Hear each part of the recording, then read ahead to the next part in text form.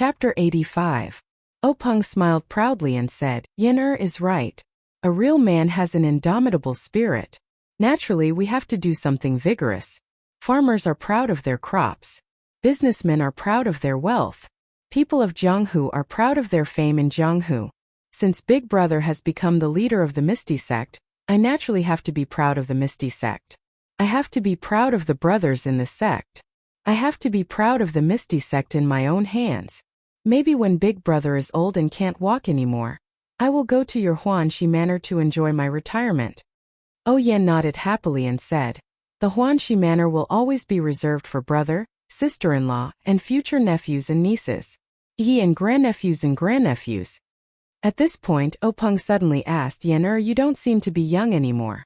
Do you want brother to give you advice on your marriage?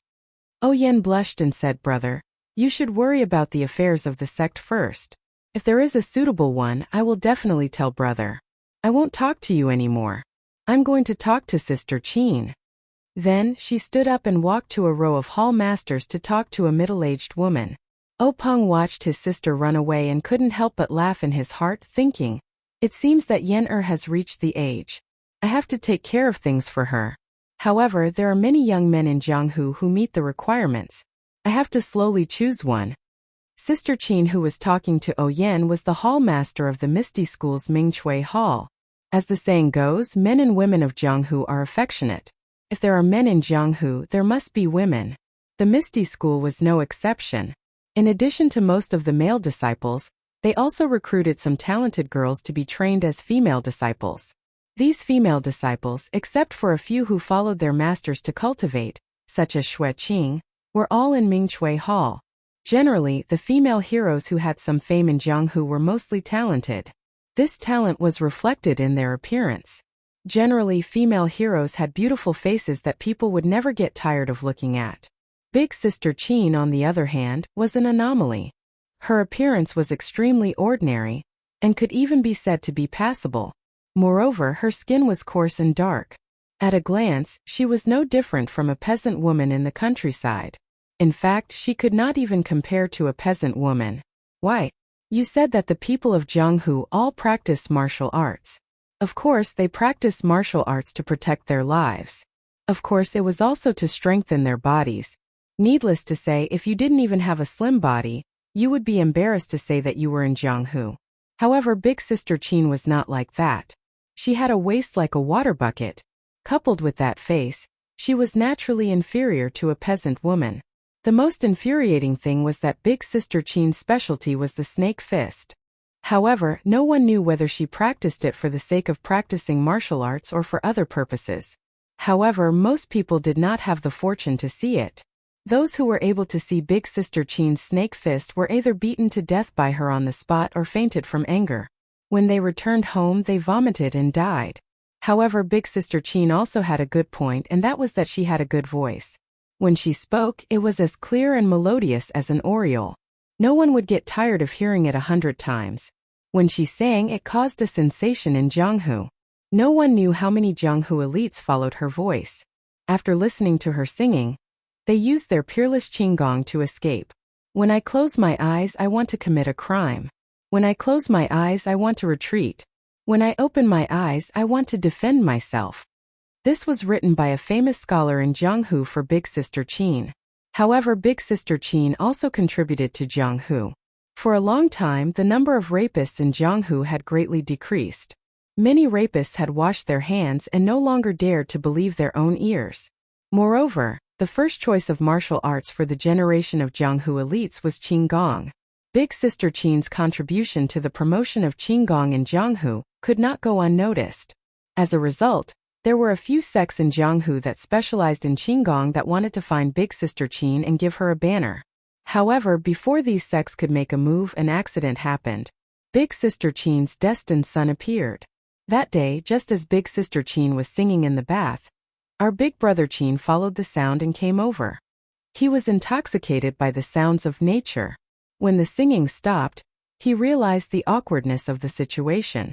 If Big Brother Qin listened, then he listened. If he saw, then he saw.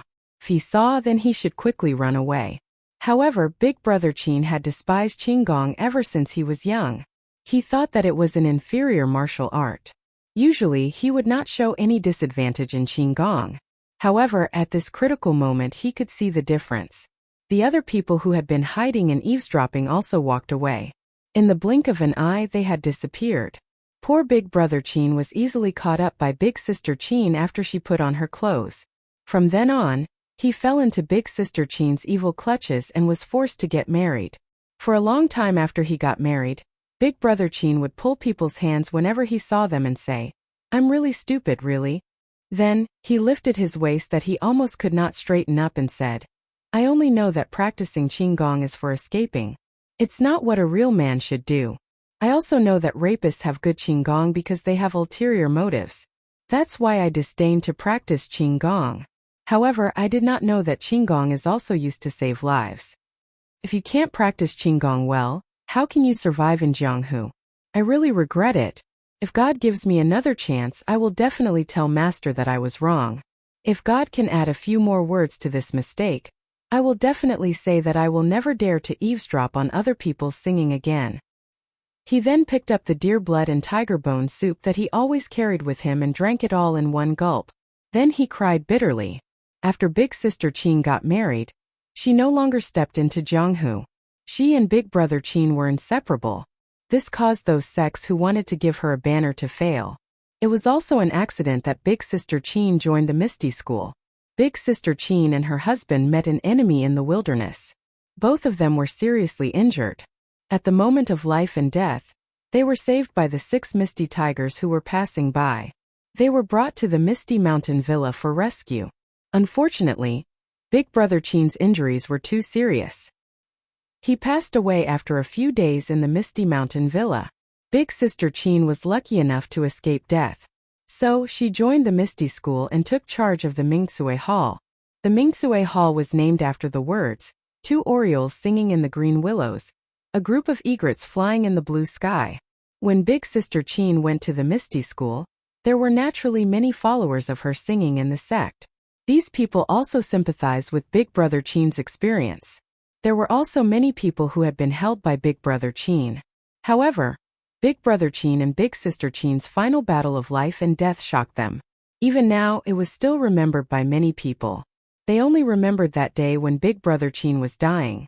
Big Sister Qin held his hand and said, "Big Brother, that day you were forced to marry me. I know that I have wronged you. You have suffered by being with me. I have let you down." Big Brother Qin shook his head weakly. He used the last of his strength to hold Big Sister Qin's hand and said, "No, you are wrong. Meeting you is my greatest happiness. The ancients said that after the lights go out, all women are the same. Actually, they are all wrong. After the lights go out, you are the best in the world.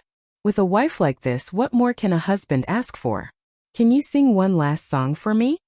Big Sister Qin dragged her extremely weak body and opened her cracked and bloody lips to sing. A plum blossom stands proudly in the snow. Under Big Sister Qin's lingering singing, Big Brother Qin closed his eyes. Big Sister Qin's face was covered in tears.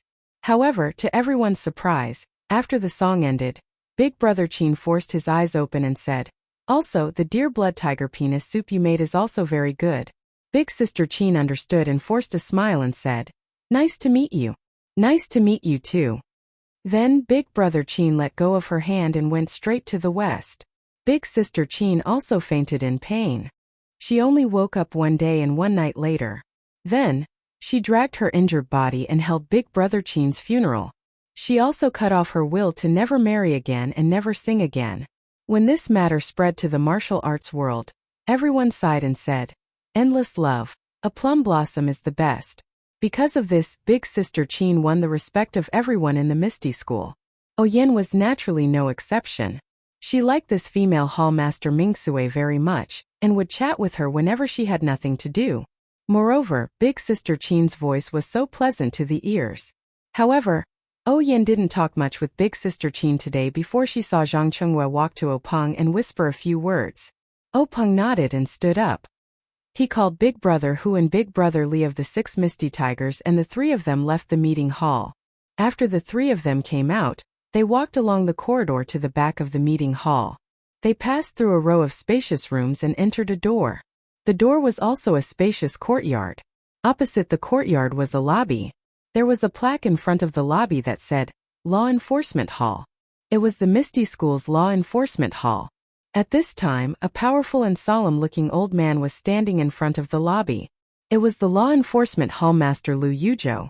Lu Yuzhou saw Openg and the others coming and went forward to salute. Greetings, gang leader. Openg quickly returned the salute and said, Old Hall Master Lu, there's no need to be so polite.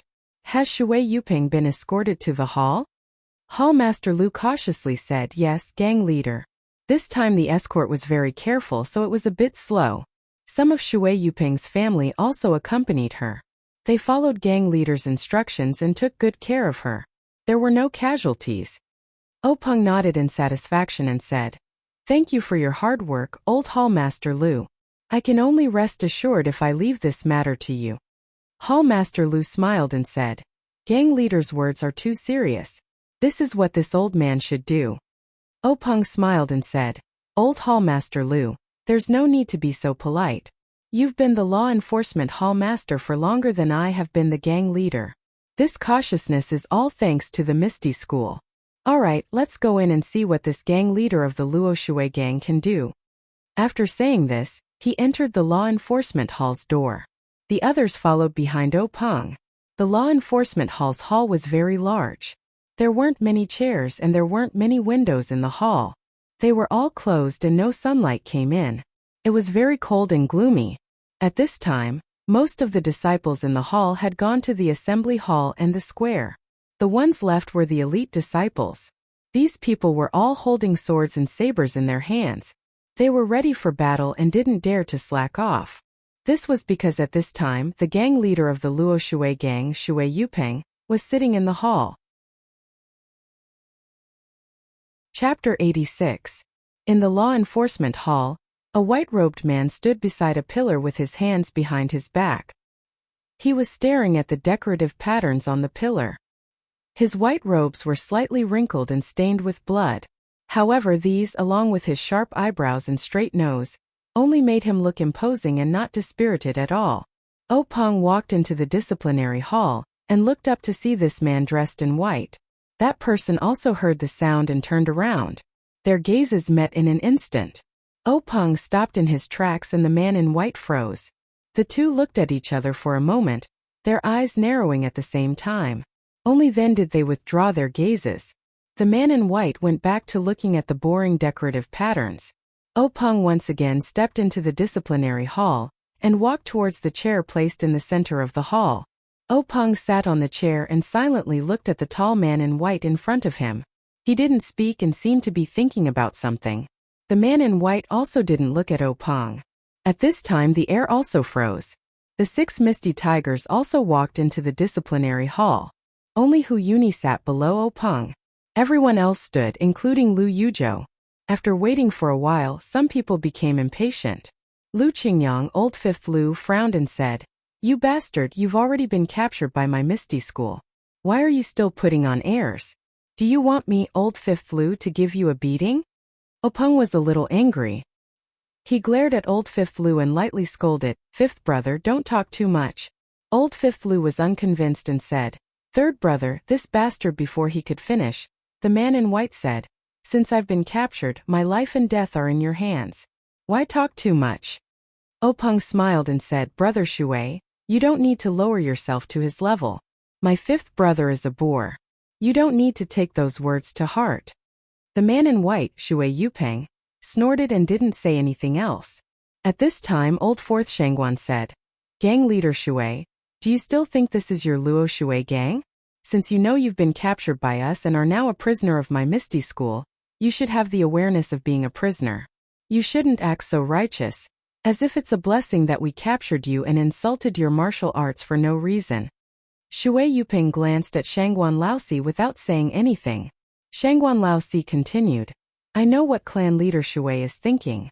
Is it because my Misty School's sudden attack caught the Luo Shui clan off guard and caused them to suffer a great loss? If the Luo Shui gang had been even the slightest bit vigilant, we would have been the ones completely wiped out. Shui Yuping snorted again and said loudly, It's just a small trick. It's not worth mentioning. Shangguan Laozi snorted and said sternly, "What dirty tricks? What dirty tricks? What schemes? What schemes? What schemes?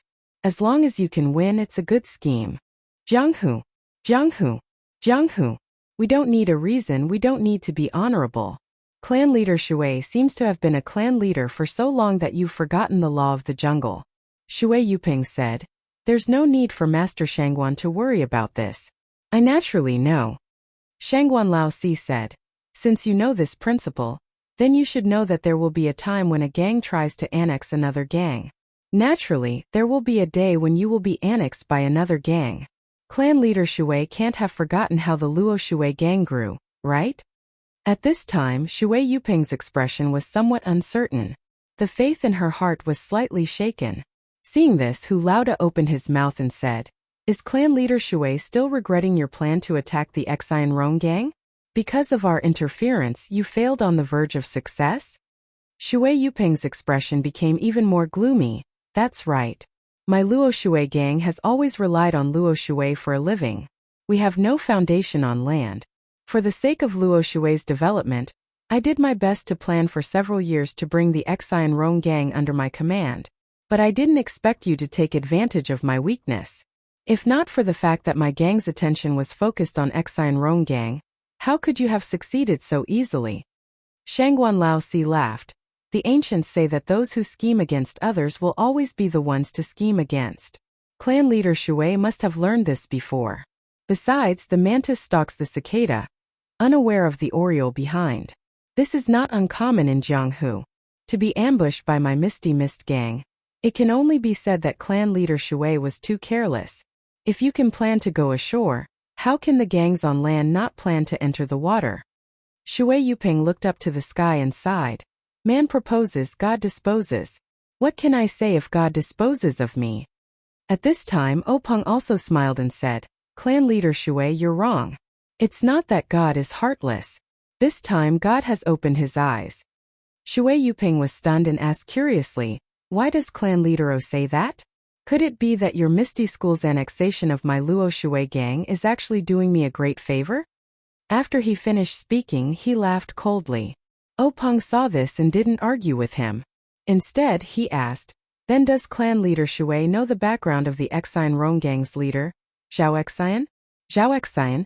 Shui Yuping heard this name and said contemptuously, "Isn't he just a mountain bandit who has the support of a wealthy merchant in Yu City, and is only able to survive in the cracks between the various sects? What kind of background could he have?" "Then what about Zheng Rong?"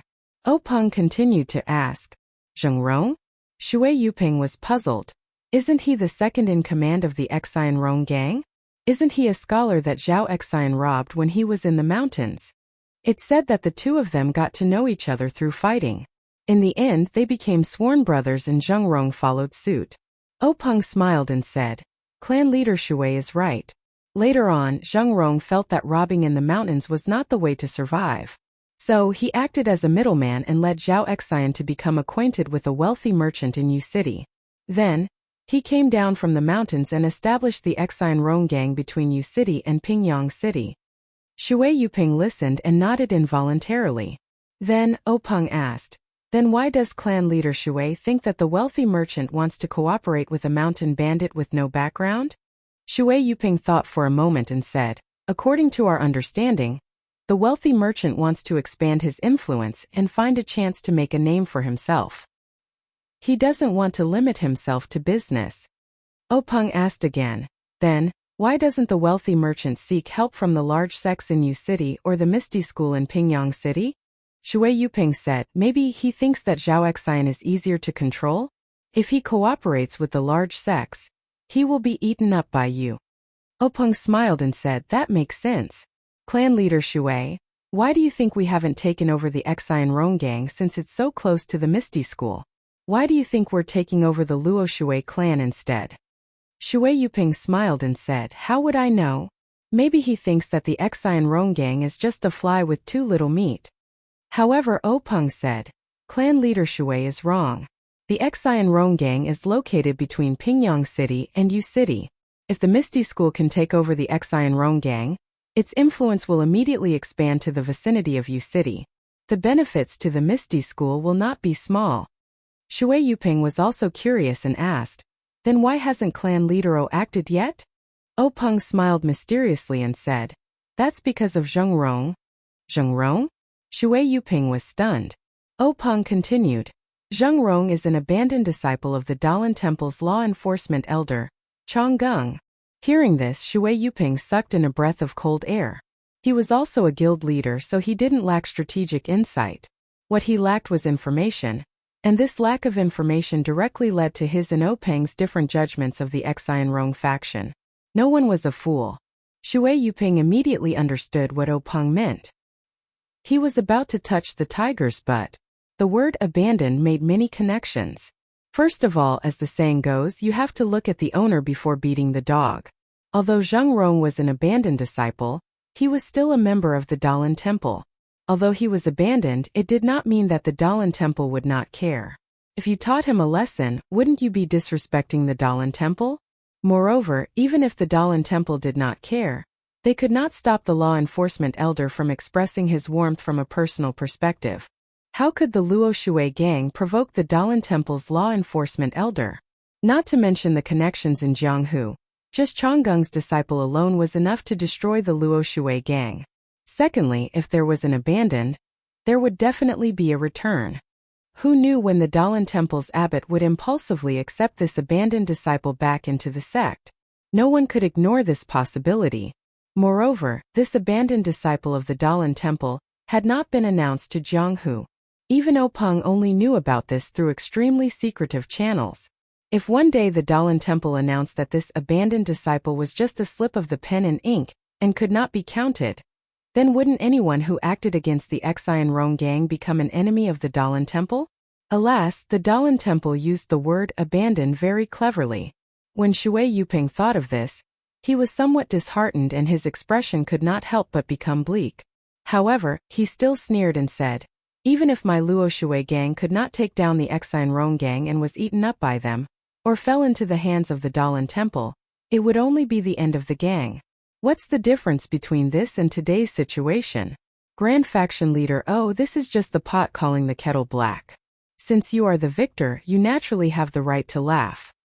Peng smiled and did not refute him. Instead, he looked at Li Jian. Li Jian nodded and walked out. He came to Shui Yuping and without saying anything, he pulled out the sword at his waist and waved it. Shui Yuping thought that his time was up and closed his eyes like a hero, ready to sacrifice himself. However, after waiting for a long time, he did not feel any pain. Then, he opened his eyes and looked at Peng. Peng looked at him with a smile. Just like before, he did not say a word. Shui Yuping looked at Li Jian in confusion. However, he was immediately stunned by the scene in front of him. This is the sword ray? Shui Yuping's face was ashen as he looked at the sword ray in Li Jian's hand. He cried out in surprise, is there really such swordsmanship in this world? After a while, Shui Yuping let out a long breath and said, Master Li's martial arts have advanced to such a level. I have nothing to say about my defeat. Then he said to Peng, I originally thought that I was unlucky to be ambushed by Grand Faction Leader O and fell into your trap. I felt indignant. When Grand Faction Leader O exchanged blows with me, I was absent-minded and thought that Grand Faction Leader O was only a so-so. Now that I think about it, Grand Faction Leader O seems to have hidden his true strength. Please add it to your collection, thank you. Chapter 87. Peng said, Sect Leader Shui must be joking. Swords have no eyes, who would hold back in a life and death battle? This one will naturally give it his all. My second brother's martial arts are naturally higher than mine. This one has always been busy with the sex affairs and has fallen behind in terms of martial arts. The path of martial arts is like rowing a boat against the current. If you don't advance, you'll fall behind. I'm sure Brother Shui understands this. Finished speaking, he waved his hand at Li Jian. Li Jian understood and withdrew his sword, returning to his original position. Shui Yuping snorted and didn't reply, thinking, only a ghost would believe that. However, at this time, Shui Yuping's face was no longer as arrogant as before. Thinking about it, although the Misty School took advantage of the Luo Shui gang by catching them off guard and wiping them out in one fell swoop, they did have the strength to do so. Just by looking at Li Jian's martial arts, the Luo Shui gang was invincible.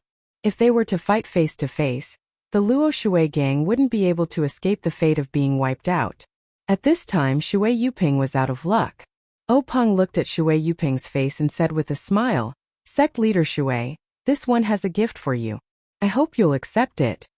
Finished speaking, he nodded at Shangguan Fenglu, who immediately hurried out of the Hall of Justice. Shui Yuping looked at Peng strangely, a trace of uneasiness in his heart. Sure enough, not long after, Shangguan Fenglu slowly walked into the Hall of Justice. Behind him was a woman in plain green clothes, holding a 3-year-old child in her arms. The woman's face was pale and her expression was somewhat agitated. The little boy's eyes were darting around as he held a tonghulu in his hand, eating it with relish. The two followed Shangguan Fenglu into the Hall of Justice. Shui Yuping saw the two familiar figures and immediately couldn't help but tremble. He looked back at Peng with an angry expression and said sternly, "Peng, you," without waiting for Shui Yuping to finish. Peng laughed and cut him off, asking, "Sect leader Shui, what did I do?" Shui Yuping lowered his voice, saying, "Jianghu people have their own rules. My martial arts are not as good as yours. I can give my life to you. My wife and child don't know martial arts, why did you take them?" In the end, there was a hint of pleading in his voice. Peng was still all smiles as he waved his hand and said, "Brother Shui, you're exaggerating. I'm not as bad as you think." While the two were talking, the woman and the child had already entered the law enforcement hall. The boy stared curiously at the group of strangers around him. When he saw a familiar face, he cheered and no longer focused on the candied hawthorn in his hand. He struggled to get out of the woman's arms. The woman hugged him and didn't dare to let go. She looked at Shui Yuping pitifully. The child's face was also red and his small body was twisting hard. He was about to cry. His hand that was not holding anything also reached out to Shui Yuping. In an instant, Shui Yuping's mind was emptied of all thoughts. What Jianghu? What bloodshed? What imperial dynasty? What Jianghu? What Jianghu? What bloodshed? What imperial dynasty? What Jianghu? What Jianghu? What bloodshed? What imperial dynasty? What Jianghu? What Jianghu?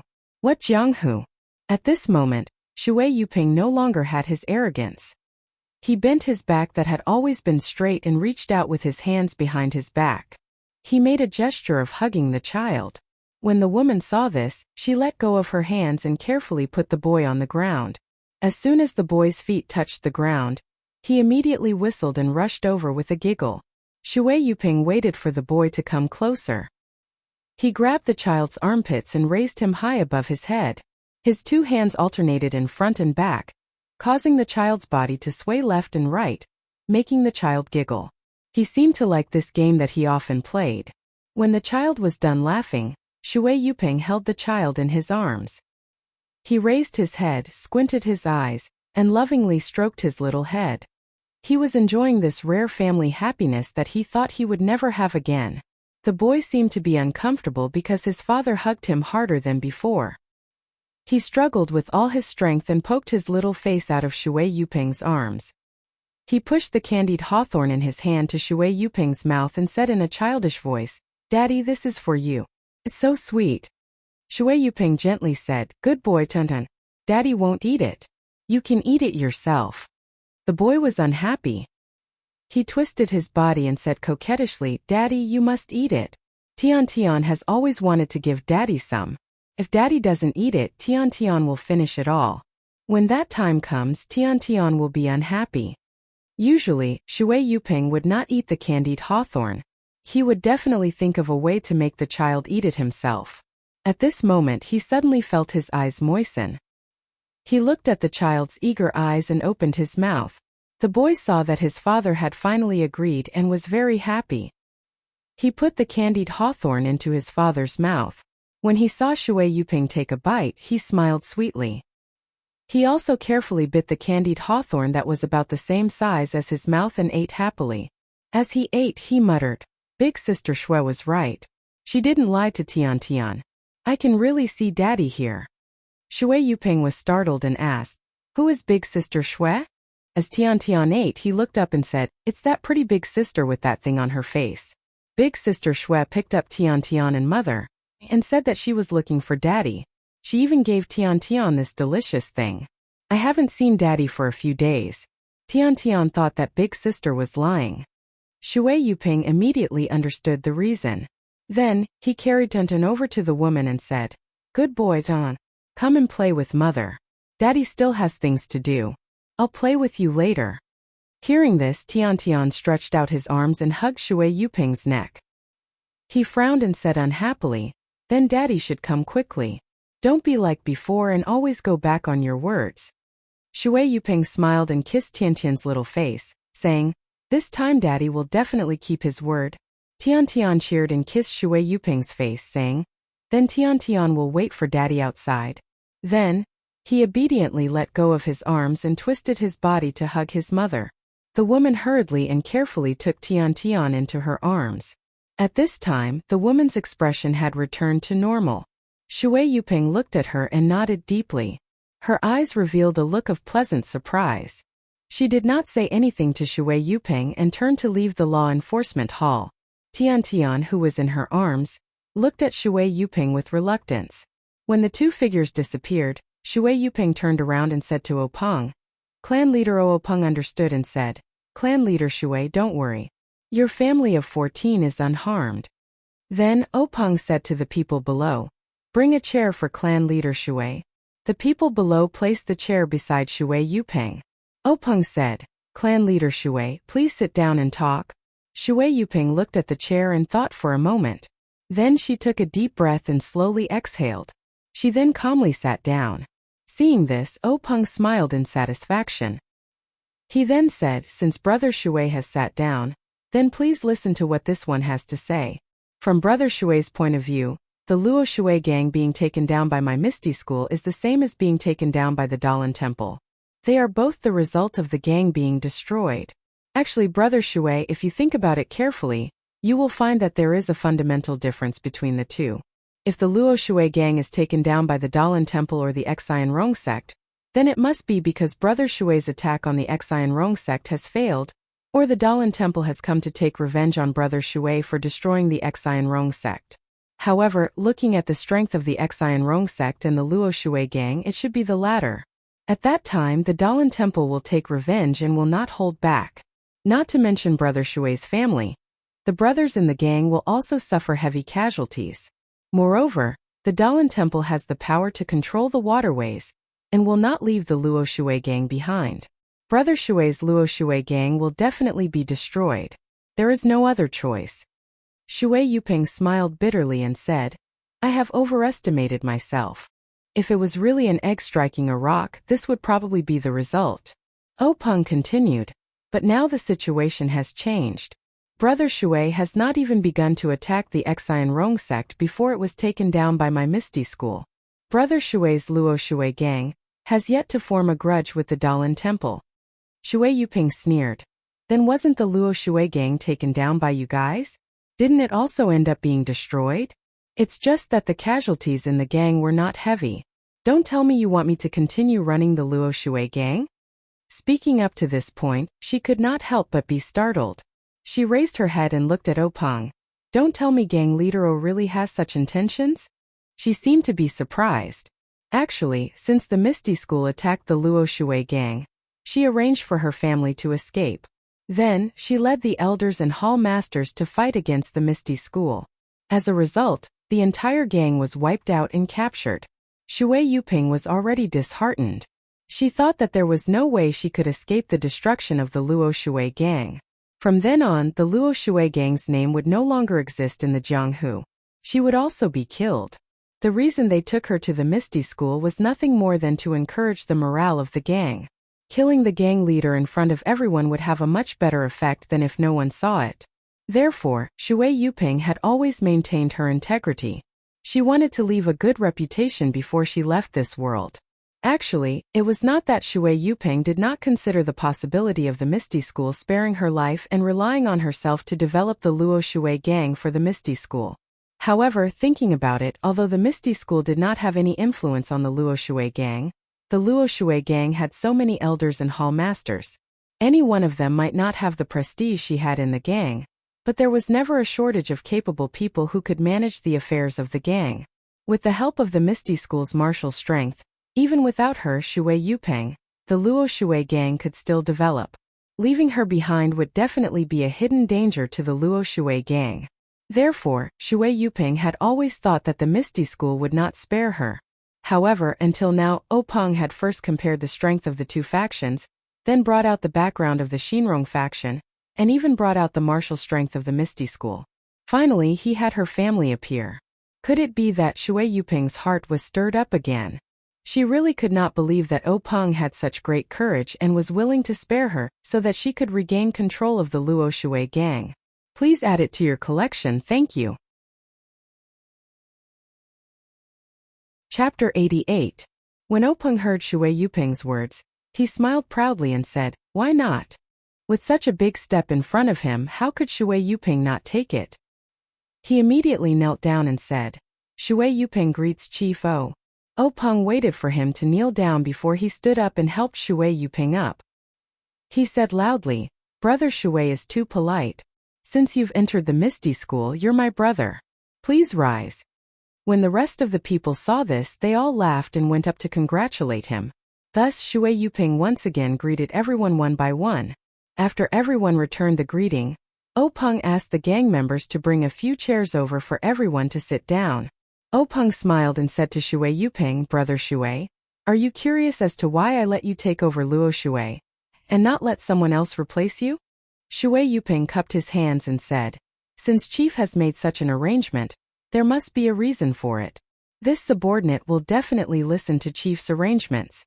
However, this subordinate is indeed curious. From the elders to the hall masters, there are many people who can replace this subordinate. For Chief to use this subordinate is out of this subordinate's expectations. This subordinate is all ears. Please help me clear up my doubts." When Peng heard Shui Yupeng call him subordinate, he smiled and said, "Brother Shui, you don't have to call me subordinate. My Misty School doesn't have that many rules and I don't see Brother Shui as a subordinate. If you're willing, Brother Shui can call me brother." Shui Yupeng readily accepted and said with a smile, "Since Chief has said so, how can this brother not obey?" Peng continued, "Although the battle between the Luo Shui gang and Misty School was intense, the disciples of Misty School were all elites and knew how to hold back. Although the Luo Shui gang was taken down, they didn't suffer heavy casualties. Could even be said that they didn't hurt their bones, but their morale was broken. What the Misty School needs to do now is to regain the morale of Luo Shui, so that they can deal with the prying eyes of the other gangs. If it was someone else, not only would they have to reshuffle the cards, they would also have to face the doubts of the other gangs. Although Misty School can support them with force, there will still be internal friction and hidden dangers. This is something the Misty School cannot accept. Moreover, as Brother Shui knows, the Misty School doesn't have any brothers who are proficient in water matters. The Luo Shui gang will still have to be managed by the people of Luo Shui gang, the most suitable candidate for this position. Otherwise, I wouldn't have spent so much effort to invite Brother Shui to join my Misty School." Shui Yupeng still didn't believe him and said, "Don't tell me Chief can rest assured that brother will go to Luo Shui?" Haha. Peng laughed and said, "Brother Shui, don't use people you don't trust. I can't help but feel at ease letting Brother Shui go to Luo Shui. However, I must let Brother Shui have some concerns. Brother Shui doesn't need to bring your family to Luo Shui. You can settle down in my Misty Mountain Villa. Luo Shui isn't that far and Brother Shui can return to the sect often. Moreover, I see that nephew Tian Tian has a unique physique and is a martial arts talent. After this year, I'll let Cheng Yu or Ahai take him in and let him practice my Misty Mountain Villa's techniques. In the future, he will definitely be a pillar of the martial arts world who possesses the strengths of two sections." Shui Yupeng's expression changed slightly and quickly returned to normal. He cupped his fists and said, "Thank you, Chief, for the arrangement." Peng saw this and said with a smile, "Brother Shui doesn't seem to understand what I mean. However, it's no wonder. Since I'm letting Brother Shui join my Misty School, I'll naturally give Brother Shui some benefits. Otherwise, how could Brother Shui be so willing? Looking at Shui Yuping's puzzled expression, Openg laughed heartily and said, Brother Shui, in Jianghu, there are many sections. Gangs also spring up like bamboo shoots after a spring rain. New gangs are formed and old gangs are destroyed. A new generation replaces the old in Jianghu. For example, since the Luo Shui gang was established by the previous chief, it has only been 2 generations, close to 30 years. Shui Yuping nodded and said, yes. However, in the past 30 years, gangs like the Luo Shui gang are as numerous as carps crossing the river. There are countless of them. Openg continued, in Jianghu, sects rise one after another, each leading the way for hundreds of years. However, there are still some sects that remain standing. They are like the rocks in the river. No matter how the situation in Jianghu changes, they are the eternal protagonists. I'm sure Brother Shui knows about these sections. Shui Yuping smiled and said, of course. Think about the Dalan Temple and the cult of incense. These super sects have been in Jianghu for hundreds of years. How can I not know? Openg nodded and continued, these super large sects have their own fixed mountain ranges, occupying a radius of dozens of miles for their disciples to live and practice martial arts. The most important thing is that these super large sects have their own martial arts heritage, and their disciples practice the martial arts of their own sections. These martial arts are mostly of the highest quality in Jianghu, so they can practice twice as fast with half the effort compared to ordinary martial arts. Moreover, these sects have their own methods of selecting disciples, so they can ensure that they can pick out suitable disciples from the masses of ordinary people, ensuring the prosperity of their sections. Shui Yuping smiled bitterly and said, faction leader is right. For example, I've only heard of the Dalan Temple's Buddhist palm and grasping flower heart sutra. I've never seen them before. The Luohan fist and Erlang fist that are popular in Jianghu are probably low-level martial arts that the Dalan Temple disdains to practice. The Dalan Temple's Nigong Heart Sutra is rarely taught to outsiders. The Luo Shui faction doesn't even have their own Nigong Heart Sutra. I've only managed to obtain a Nigong Heart Sutra that was left behind by others. Otherwise, I don't know where in Jianghu I'd be holding swords and using blood to exchange for life. Openg said, yes, Brother Shui's Sai is the voice of many people in Jianghu. It's easy to enter Jianghu, but difficult to practice martial arts. Without good luck and the heritage of a sect, it's extremely difficult to practice profound martial arts. Shui Yuping was still puzzled. These were secrets that were not easily known to the lower levels of Jianghu, but to the faction leaders and leaders of various sects, it was extremely common knowledge. What did Openg mean by saying it today? He could not help but frown, but he still said, yes, back then when I was in my teens I ran away from home and wanted to make a living in Jianghu. But I was fooled and joined a small faction. After fighting and killing for several years, I finally understood the situation in Jianghu. Only then did I know that the Dalan Temple and the incense cult were the holy places to practice martial arts. When I found a chance to go there and learn martial arts, I was told that I was already past the age to practice martial arts. Although I did learn some martial arts in those years of life and death battles, they were nothing but trash in the eyes of others. They were not worth mentioning at all. Now that I think about it, I was too impulsive and my thoughts were extremely naive. I thought that I could practice profound martial arts in Jianghu. Really, at this point, Shui Yuping shook his head, looking as if he could not bear to look back on the past. Openg also agreed, Brother Shui is right. In Jianghu, it's always been the master who chooses the disciple. There's no such thing as the disciple looking for the master. Most of the disciples are selected at a young age to strengthen their muscles and bones, and to forge their meridians. Occasionally there are those who are not selected. Even if they have excellent aptitude, after their meridians are fixed, their achievements will be limited. Not to mention the Dalan Temple and the incense cult, even my Misty School will not accept most of them. Moreover, even if they have entered the sect, their aptitude still depends on their aptitude. Some practice external martial arts, some practice internal martial arts. Different martial arts have different effects on different people. If the sect you enter doesn't have a suitable martial arts for you, your 10 years of practice will only be regarded as 1 year of practice for others. How can you stand out? Therefore, the martial arts inheritance of a sect and the foundation of the sect's cultivation methods are extremely important. Shui Yuping's heart was filled with sorrow. Faction leader, you're right. Now I'm envious of those disciples who enter the Dalan temple and the incense cult. They're really lucky to be able to practice profound and authentic martial arts. At this moment, Boss who was listening to their conversation, opened his mouth and said with a smile, Faction Leader Shui, you don't have to be envious. Now there's a good opportunity in front of you. Shui Yuping was stunned and asked Boss Hu, Brother Hu, what do you mean? Openg said with a smile, Brother Shui, don't be anxious. When we talked about martial arts heritage, Brother Shui naturally thought of the famous sects that have been standing for hundreds of years.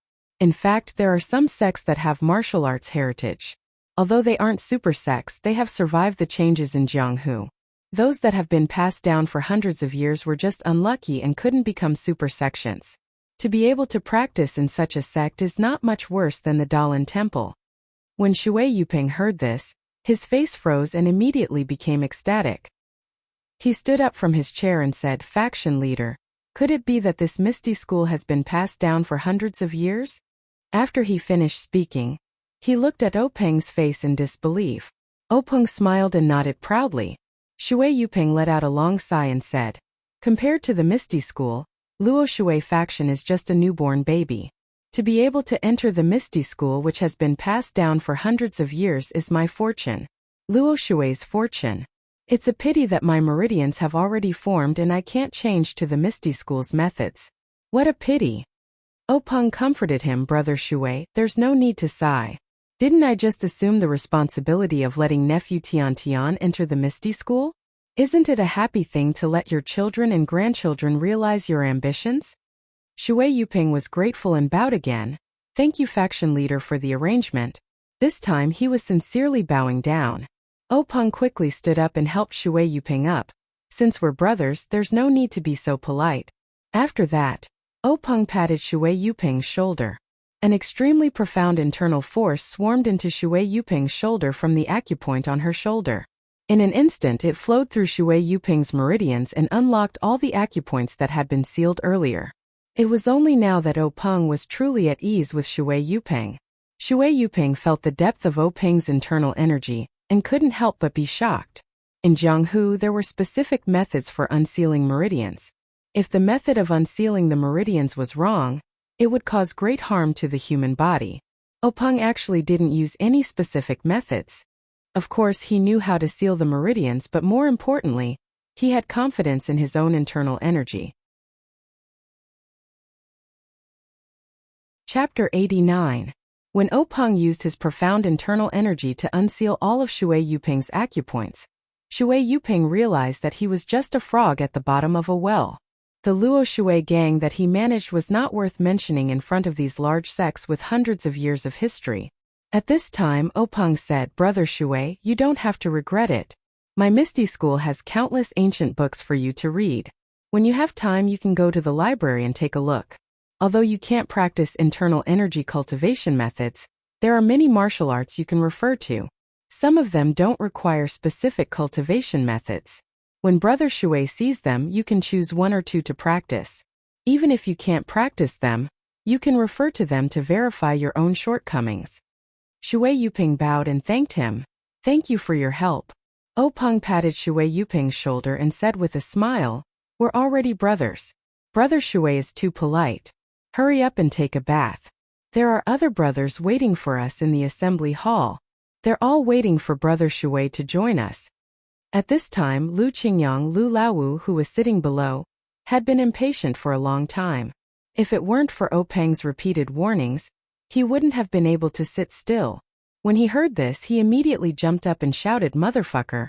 Gang leader Shui, hurry up and take a bath. Now my mouth is so thin that a bird is coming out. Shui Yuping smiled apologetically and said, I'll go right away. Brothers, you can go first. Then Shui Yuping followed old Fourth Shangguan to take a bath and change clothes. The others chatted and laughed as they returned to the assembly hall. The assembly hall was still filled with laughter, but everyone felt strange. Gang leader O had been out for a long time, so why hadn't he come back yet? When would the celebration begin? O Yen and big sister Qin were also whispering to each other. From time to time, they would look at the entrance of the assembly hall. When Openg and the others came back, O Yen was relieved. Looking at her brother's obviously more high-spirited expression, Oh Yan knew that her brother must have done something big. But what was it? Oh Peng walked into the assembly hall and came to his seat.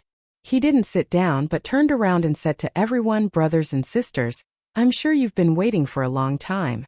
I announce that the celebration feast will begin now. Let's all get drunk later. When everyone saw that the celebration banquet was held in the meeting room, they couldn't help but be pleasantly surprised. It seemed like the gang leader was really happy. They couldn't help but shout, all right, thank you gang leader. We'll definitely get drunk in a while. Soon after, the gang members and servants brought up a sumptuous amount of wine and water. The celebration banquet began in a lively manner. Not long after, the dishes were placed on the table. At this time everyone was quiet, waiting for their leader to propose the first toast. However, when they saw that Oh Peng was sitting there steadily and didn't immediately get up, everyone was very surprised. Some people even began to whisper. Suddenly, two people came in from outside the door of the meeting room. The one in front was very familiar to everyone. It was Shangguan Fenglu of the 6 ethereal tigers. Following closely behind was a man in white.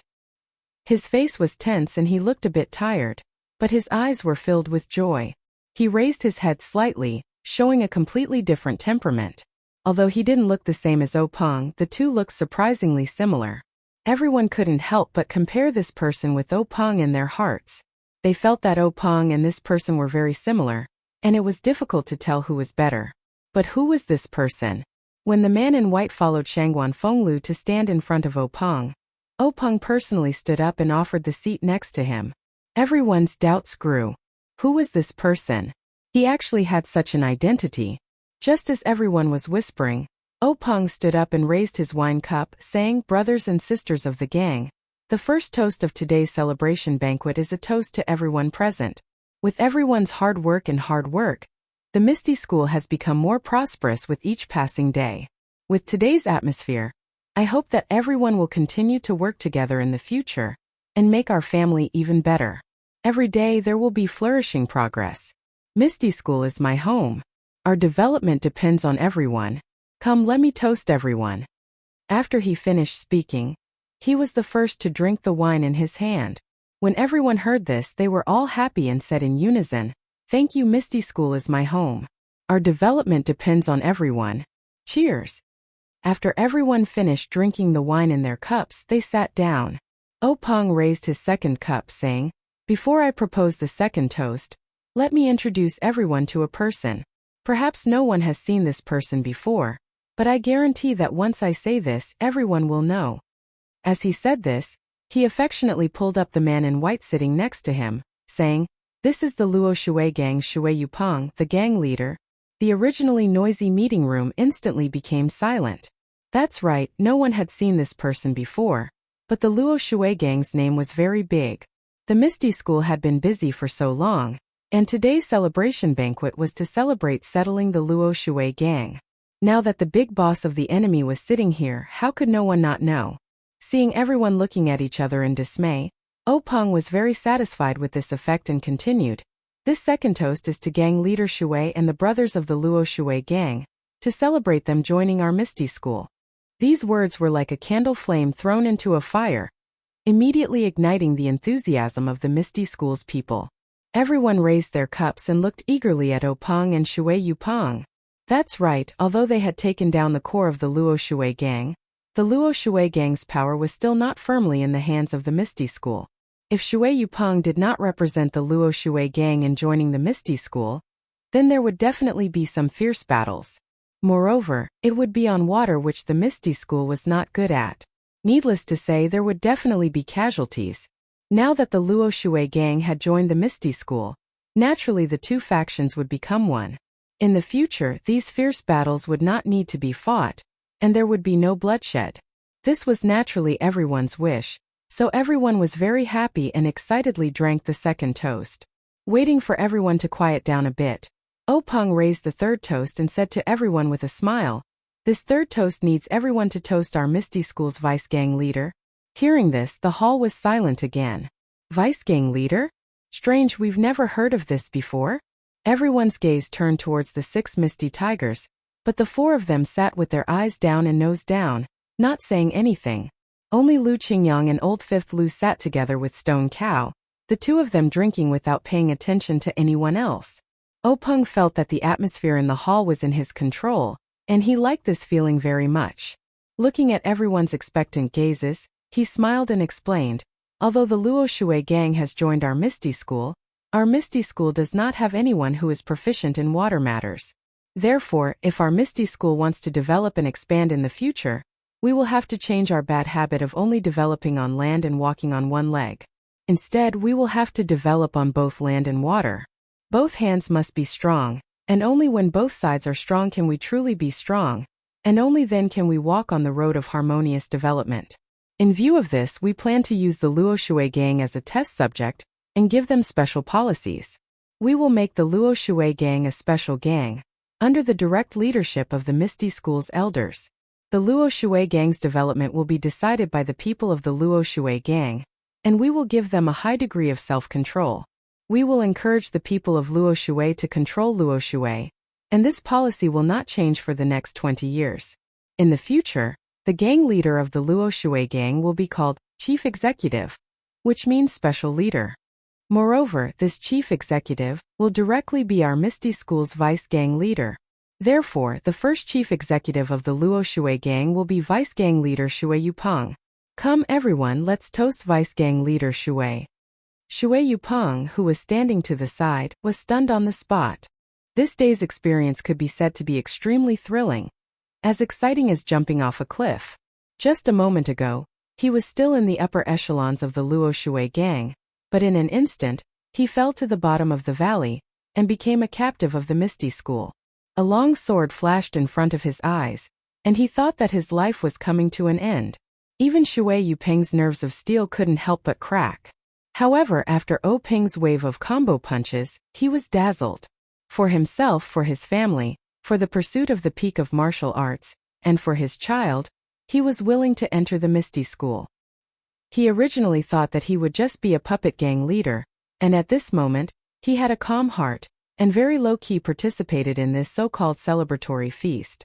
But this Peng's words once again elevated him to the top of the slope. Now standing on the high cliff, looking at the abyss that he had just jumped, he really didn't dare to believe that this was real. He couldn't help but hurriedly refuse, "Gang leader, this is too frightening. This brother has a heart condition, you can't play with him like this." Peng laughed heartily saying, "Vice gang leader Shui, do you think I'm joking with you? Our Misty School is most particular about using virtue to win people over. Brother Shui has been in the Luo Shui gang for many years, and everyone knows that you have a chivalrous heart. Even in the Misty School, everyone admires you. It is extremely suitable for you to lead the Luo Shui gang. If you don't have the title of Vice Gang leader, won't the brothers of the Luo Shui gang be bitterly disappointed? You haven't even truly enjoyed the benefits of the Misty School, and you're already half a level lower than others. You'll have no reason to let the Jianghu people say that our Misty School's upper echelons do not conduct themselves well. The position of Vice Gang leader will definitely be given to the Luo Shui gang. I've already said it out loud in front of everyone, do you still want me to take it back?" Shui Yupeng was extremely excited, and held Peng's hand as he said, Organization, I've finally found an organization. I've been the gang leader of the Luo Shui gang for so many years, but I've never felt the warmth of the Misty School. In the Misty School, I've found the feeling of home. In the past, when I was in the Luo Shui gang, I had to cross the river by feeling my way around. Now that I've followed the Misty School, it's truly a broad path. Brother my parents gave birth to me, and they used me to support the Misty School. Peng was also very happy, and held Shui Yupeng's hand saying, "Good brother. With your words it's enough. I believe that with the two of us working together, we'll definitely be able to catch up with the great Lin Chao legend, and do something that will allow us to conquer the heavens." Chapter 90. The celebration banquet reached its first climax with sect leader O's vision of the future. Everyone in the meeting hall was excited as if they had been injected with chicken blood. They raised their cups to each other, as if the entire Jianghu had become ethereal. Naturally, there were still sober people in the hall. For example, Peng, who was surrounded by everyone, the 6 ethereal tigers who were competing with the other elders in drinking, and Yen who was laughing with the female disciples. There was no lack of intelligent people in Jianghu, but there was a lack of great people who could direct the thoughts and actions of fools. Perhaps they knew that some words could not be trusted, but looking at the bloody Jianghu, why couldn't they sing today and drink today? Outside the meeting hall, the twilight was like a song. A few days after the celebration banquet, Shui Yupeng rushed to Luo Shui to regain control of the Luo Shui gang. Under Shui Yupeng's repeated requests, Peng reluctantly sent Shangguan Fenglu and a group of elites to accompany her and assist her in handling the affairs of the Luo Shui gang. The merger between the Misty School and the Luo Shui gang was indeed an inconspicuous small wave in the Jianghu where sects were fighting each other. It did not attract much attention, but in some places there were different reactions. Wanjian Peak Meeting Hall. Wan Chengzhou listened to the report with a gloomy face. He slapped the armrest of his chair and said, "If the Misty School continues to develop, how will my Wanjian Peak deal with it? Everyone, do you have any good suggestions? If not, go to the grassroots and find a few representatives to come up with a proposal for us to discuss." In a flower pavilion of the aroma cult, the fragrance seeped into one's heart. A pair of jade-like hands were holding a piece of fragmented paper. A pleasant voice rang out, "Leader Oh, you are truly extraordinary. This servant's vision is not bad, but I don't know how far you can develop. I'm looking forward to it." In a secluded hut in the Dalan Temple, under the candlelight, a withered hand was holding a small piece of paper. After reading it, 2 fingers pinched it, and the paper was set ablaze. The ashes of the burnt paper floated to the ground. A hoarse voice sounded, "What a fool! Such a delicious bait was placed in front of me, and I didn't even get to eat it. Instead, it was taken away by someone else. You made me waste my energy. It seems that I still have to think of a way out. In this Misty School, a starving camel is still bigger than a horse." A mysterious place, a mysterious person, and a mysterious voice. This Jianghu sure is lively. Why hasn't the Misty School died out yet? However, Peng didn't know about this. He and his Misty School were developing steadily. Zhang Xiaohua didn't know anything about the Jianghu. Even what happened in the Misty School wasn't something Zhang Xiaohua could know. He and his learning of fist techniques had reached a bottleneck. Saying it was a bottleneck was exaggerating Zhang Xiaohua's cultivation. However, after the 4 people from the Misty School roughly taught Zhang Xiaohua some basic fist techniques, a strange phenomenon occurred when they taught Zhang Xiaohua the Lu family fist, the Kai family fist, the Li family fist, the Mo family fist, the Wu family fist, and the Shui family fist based on their own knowledge. Zhang Xiaohua gradually forgot the fist techniques they taught her in the past, but after a night, she would always remember some of them, whether it was the 3rd or 4th style. It would always show that she had learned them. However, for the fist techniques that came after, no matter how much Zhang Xiaohua learned the day before, after a night, she would completely forget them the next day. Even if she continued to learn after a day, it was still the same. He Tianshu was completely scratching his head. In He Tianshu's mind, Zhang Xiaohua could be considered a genius for being able to lift a 250-kilogram object with one arm without any training. Although this weight wasn't too shocking to the people of the Jianghu, just thinking about the effects of Zhang Xiaohua's training in martial arts was enough to move him. Although she was past her age and couldn't achieve great success in martial arts, she wouldn't be able to be as famous as the stone cow in the future. However, it was more than enough to change He Tianshu's current situation. But this Zhang Xiaohua's brain? There was really nothing much to say. This child didn't look stupid, so why couldn't she learn it? She couldn't even learn the most basic fist techniques, let alone the internal strength cultivation method that Zhang Xiaohua didn't even know existed. A few days ago, although Zhang Xiaohua couldn't remember all the fist techniques that he taught her, she could at least learn a little. He Tianshu thought that if he let Zhang Xiaohua learn, she might be enlightened. But now, He Tianshu was completely disheartened. Zhang Xiaohua, this rotten wood was completely rotten and couldn't be carved. Therefore, He Tianshu said, "Zhang Xiaohua, your cultivation has now reached a bottleneck. Breaking through this bottleneck depends on luck. For the time being, I won't teach you other fist techniques. You should practice the previous fist techniques first. When you break through the bottleneck, I'll teach you."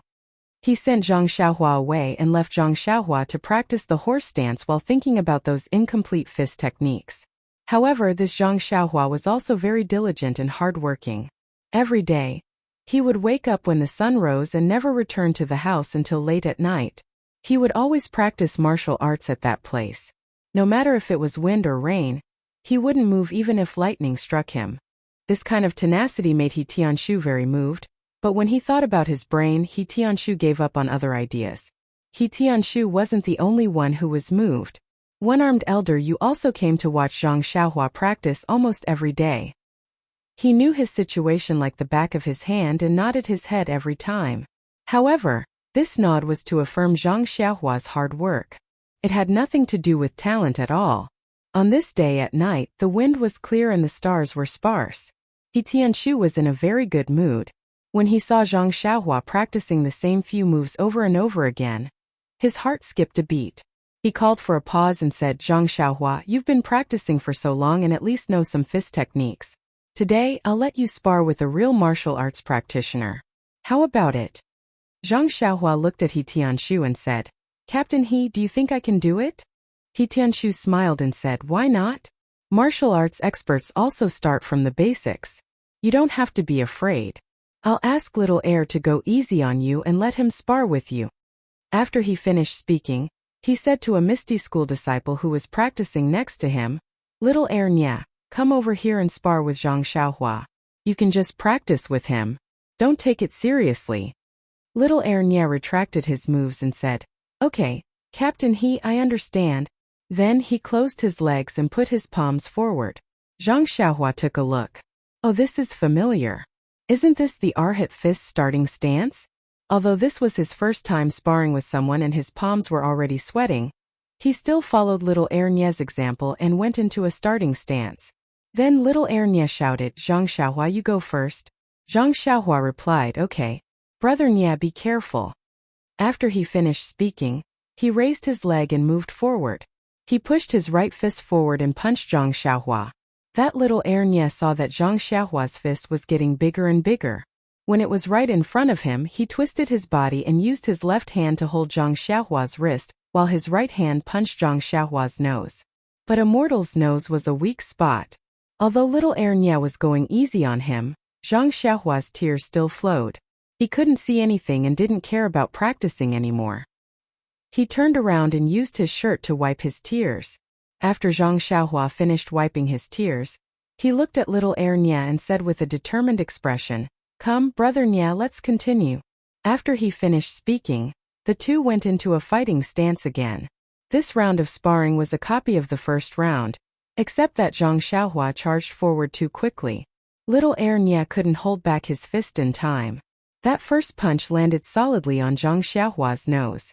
Immediately Zhang Xiaohua's nose bled. Zhang Xiaohua immediately jumped out of the circle. As he wiped the blood from his nose, he shouted, "I'm not fighting anymore, I'm not fighting anymore. You're cheating. Why didn't you follow the routine?" Everyone was stunned. If it wasn't for the time they spent with Zhang Xiaohua and trained their nerves, this sentence was enough to make them short-circuit. Poor Zhang Xiaohua. He thought they were going to follow the routine. Everyone sighed. Self-taught talent really can't do. It's better to be a full-time student with a master and a formal education. After Zhang Xiaohua finished cleaning up, He Tianshu told him the meaning of the sparring. Zhang Xiaohua finally understood. What he said was true. If it was just a competition of routines, everyone could just use their own fist techniques. Where would the blood come from and the life be used as a bet? For the third time, Zhang Xiaohua was very careful. He slowly followed Nya Xiaoer's steps and moves. He began to show a little of his moves. Although he was very unfamiliar with it, it was the first step. However, his hands, arms, and legs were all very stiff.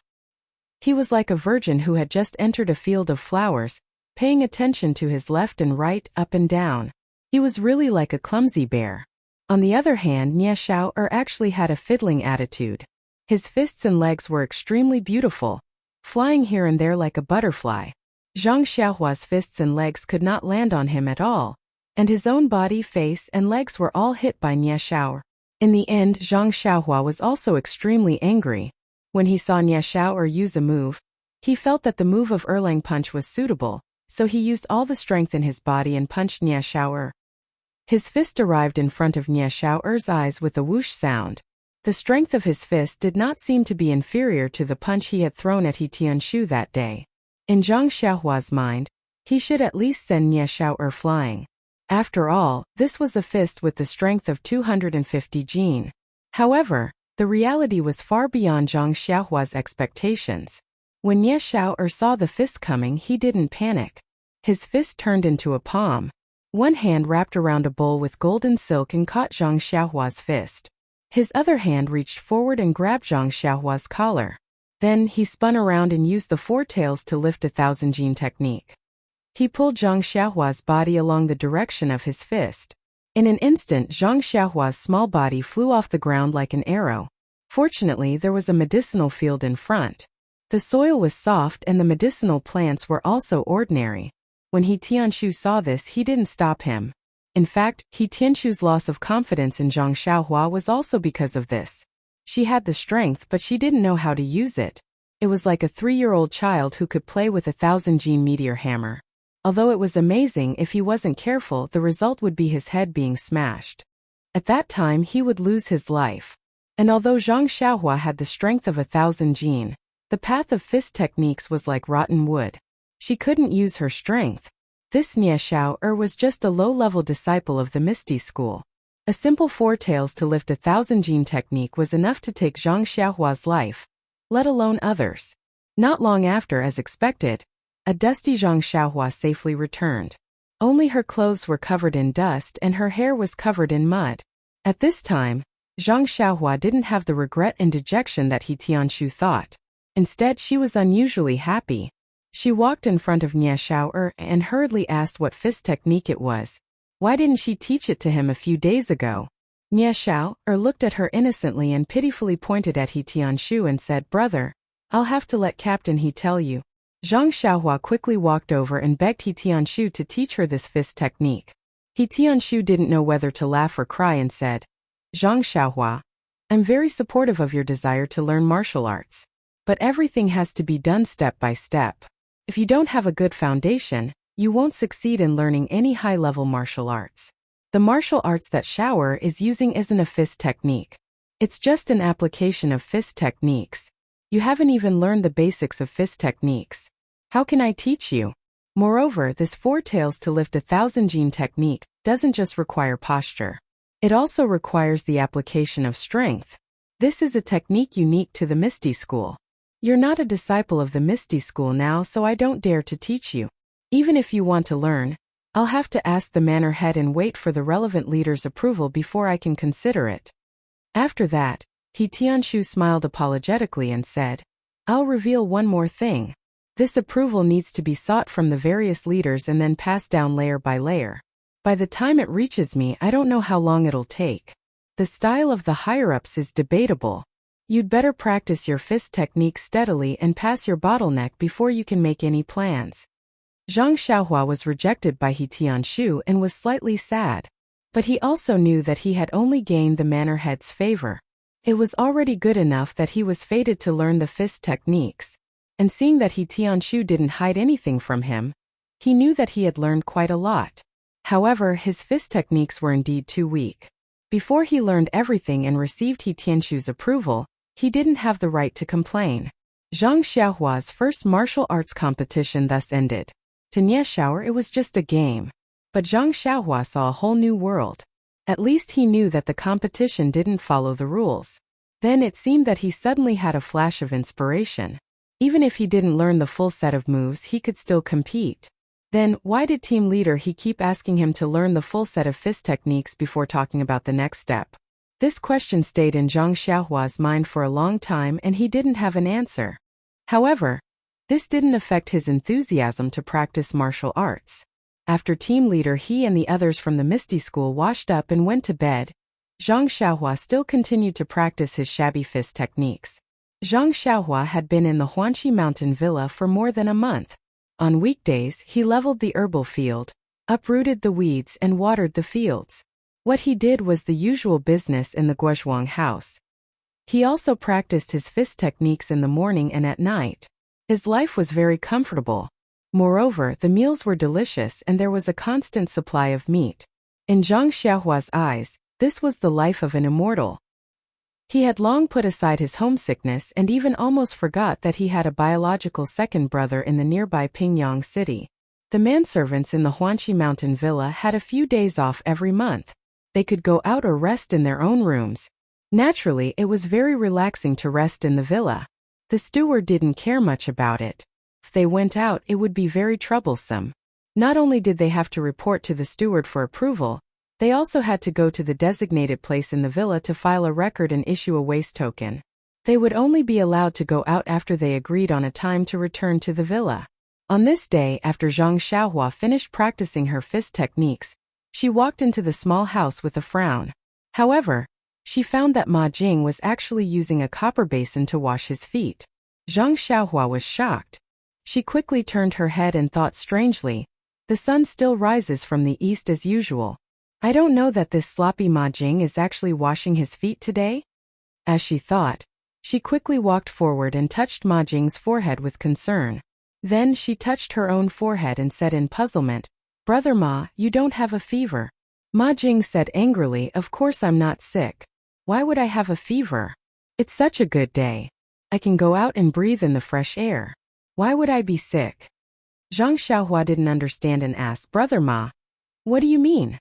The air in this villa is very fresh every day. It's just that it's different from our house."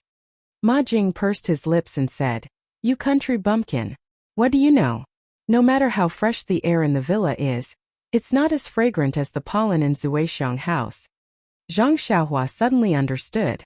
Although she had never been to those places, she couldn't help but hear Ma Jing talk about the wonders of those places every day. Naturally, she knew what kind of place it was. Zhang Xiaohua's heart skipped a beat and said, "Brother Ma, I've always heard you mention Zuixiang house. It seems like you're going there today." Ma Jing looked around carefully and said softly, "You're young but you know a lot. You're very smart. Your brother Ma is going there to take care of their business. Why, you want to go too?" Zhang Xiaohua said carefully, "Brother Ma, you're mistaken. I just want to ask. I've been in the villa for a month and haven't left the villa. I heard that we can go out every month. I want to follow Brother Ma to Pingyang City. I won't be going to Zuixiang house, but it's good to walk around." Ma Jing tilted his head and thought for a while. He guessed that Zhang Xiaohua wouldn't delay his important matters and nodded his head in agreement. Zhang Xiaohua was overjoyed and thanked him. Then she quickly tidied up and sat by the Kong bed to wait for Ma Jing. She thought that Ma Jing would be done tidying up very quickly. But seeing Ma Jing tidying up this and fiddling with that, tidying himself from head to toe and changing his appearance completely, Zhang Xiaohua felt a sense of freshness. How was this the sloppy Ma Jing? He was simply a handsome and dashing fair-skinned young gentleman. Zhang Xiaohua was dumbfounded. He looked outside and saw that the sun was already high up in the sky. It was already late. This Ma Jing took longer to dress up than the ladies on the sedan. He couldn't help but urge him, "Brother Ma, can you hurry up? It's already late." Who knew that Ma Jing was still calm and unhurried? He looked at himself in the mirror again and said, I'm not busy. The ladies at Zuixiang house are probably still dreaming. Why should I go so early?" Zhang Xiaohua was so angry that his nose was crooked, and he almost fainted on the Kong bed. Fortunately, he had been hanging out with Ma Jing for a long time and was knowledgeable. He immediately took the horse stance and didn't fall. Chapter 91. Just as Zhang Xiaohua's patience was about to run out, Ma Jing finally finished his daily routine for going out. Only then did he slowly pack up his things for going out. He took out some silver from the small cabinet at the head of the Kong bed and weighed it in his hand. A wicked smile appeared on his face. Zhang Xiaohua watched from the side and shook his head, thinking, this smile really looks like a weasel going to pay his respects to the chickens. However, he immediately froze. Looking at the silver in Ma Jing's hand, he seemed to know that he had forgotten something. When he left the Guozhuang house, the silver he brought was kept by Zhang Xiaohu. Last time, when he parted ways with his second brother at the Lotus Escort Agency, he only brought a small bag with no silver in it. After staying in the villa for more than a month and not using any silver, he naturally couldn't remember. Now that he was going out, it would be difficult to go out without some silver. Of course, Zhang Xiaohua immediately remembered that when he came to the villa, elder sister Chotong seemed to have said that if he worked in the villa, he would receive 3 coins of silver every month. However, he didn't know how to use the silver. He couldn't go find Chotong now. After being in the villa for so long, Zhang Xiaohua also knew that Chotong stayed in the inner courtyard of the villa. Most of the people who lived there were women. It wasn't good for the servants and other people to go there directly. Moreover, Chotong's status in the villa wasn't low. If he went to find her for such a small matter, it would seem like he was too calculative. Why didn't he ask Ma Jing in front of him? Thinking of this, Zhang Xiaohua went up to Ma Jing and asked with a smile, "Brother Ma, I want to ask you something." Ma Jing glanced at him and said, "Say it, brother. There's nothing in the villa that I don't know." Then he felt that Zhang Xiaohua was looking at the silver in his hand. His expression changed and he immediately put the silver into his clothes. He smacked his lips and said, "Other than this, I want to borrow silver." Zhang Xiaohua said, "That, brother Ma, it's really about the silver."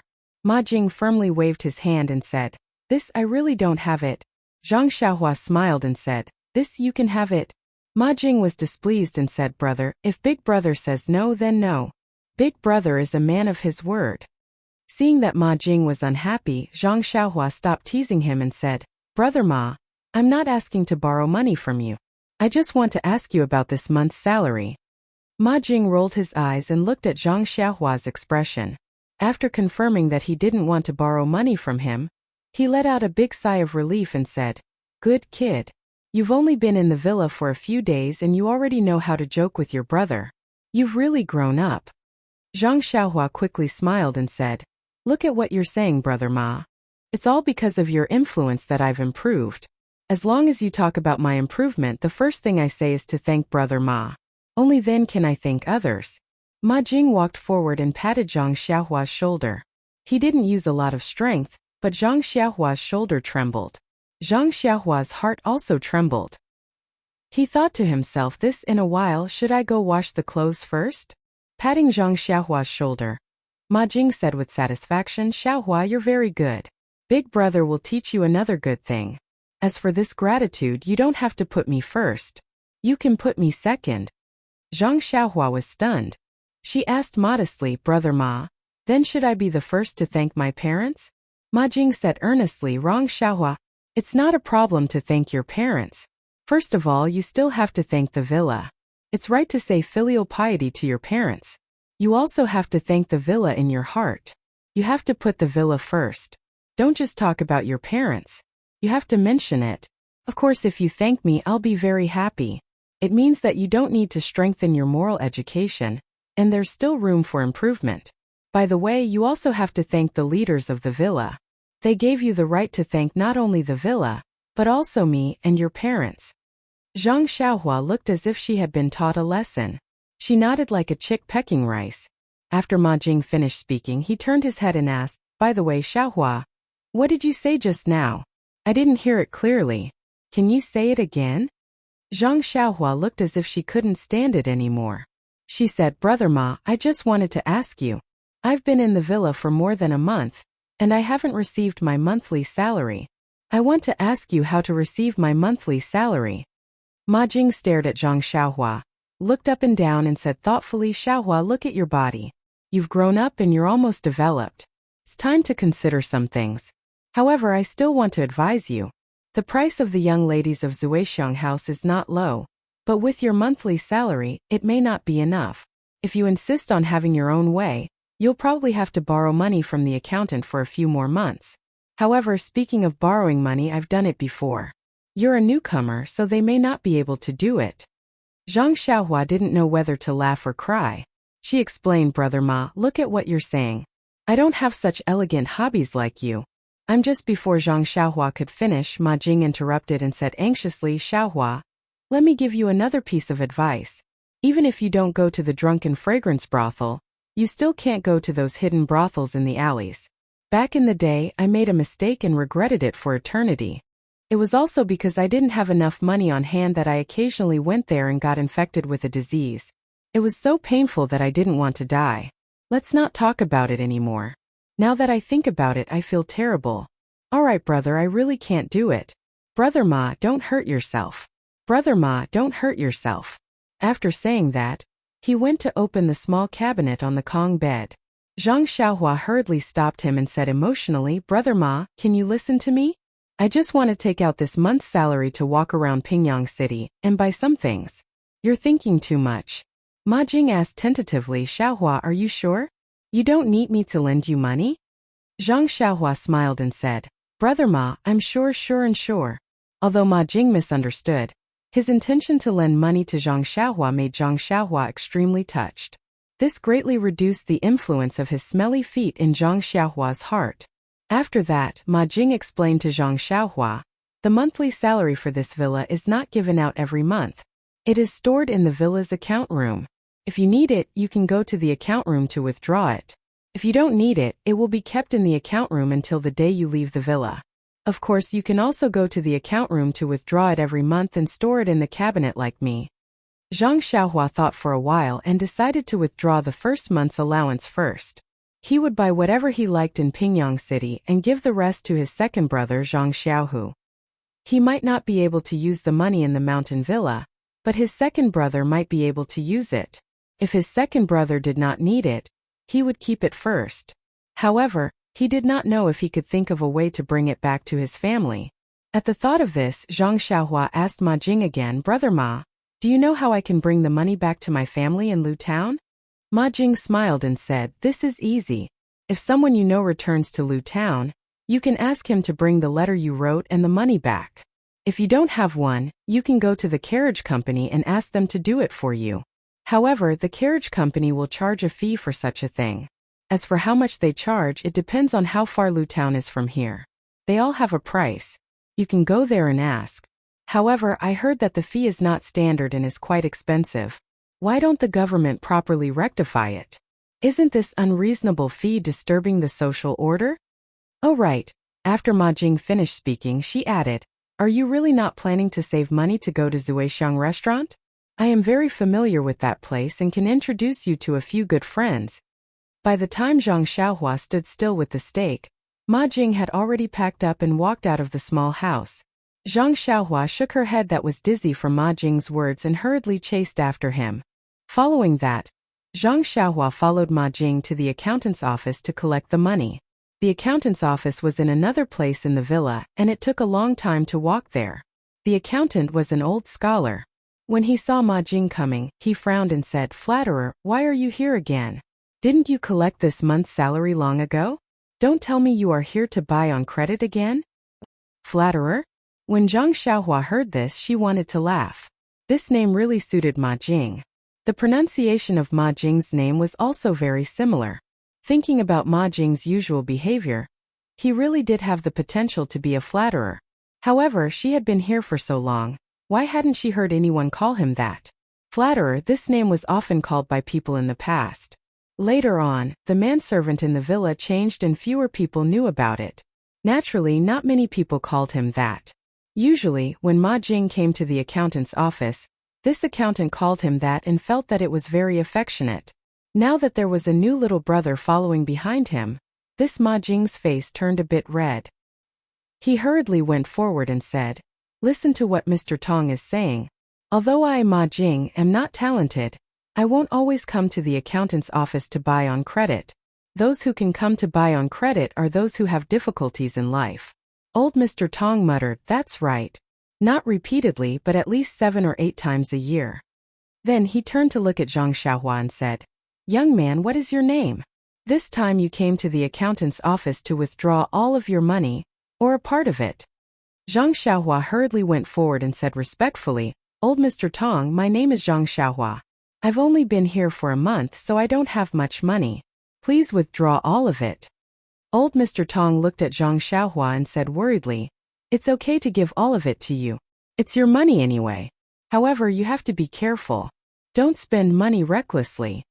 After saying this, his eyes glanced at Ma Jing. Ma Jing seemed to have noticed old Mr. Tong's gaze. He immediately looked up at the roof of the accountant's office and studied the large peony flower painted on the roof. Zhang Xiaohua said submissively, Don't worry, old Mr. Tong. I want to give the money to my second brother first and see if he has any use for it. Then, second brother will think of a way to bring it back to my parents. When old Mr. Tong heard this, he was very happy and said, "You're very good. You're a good child. You're not like some people who always take their hard-earned money and learn how to be romantic. In the end, they don't get any points for pretending to be cultured and elegant. Instead, they get a lot of problems." Ma Jing's face became redder, and he studied it more attentively. The withdrawal procedure was actually very simple. They just had to compare it with the register and sign or leave a fingerprint.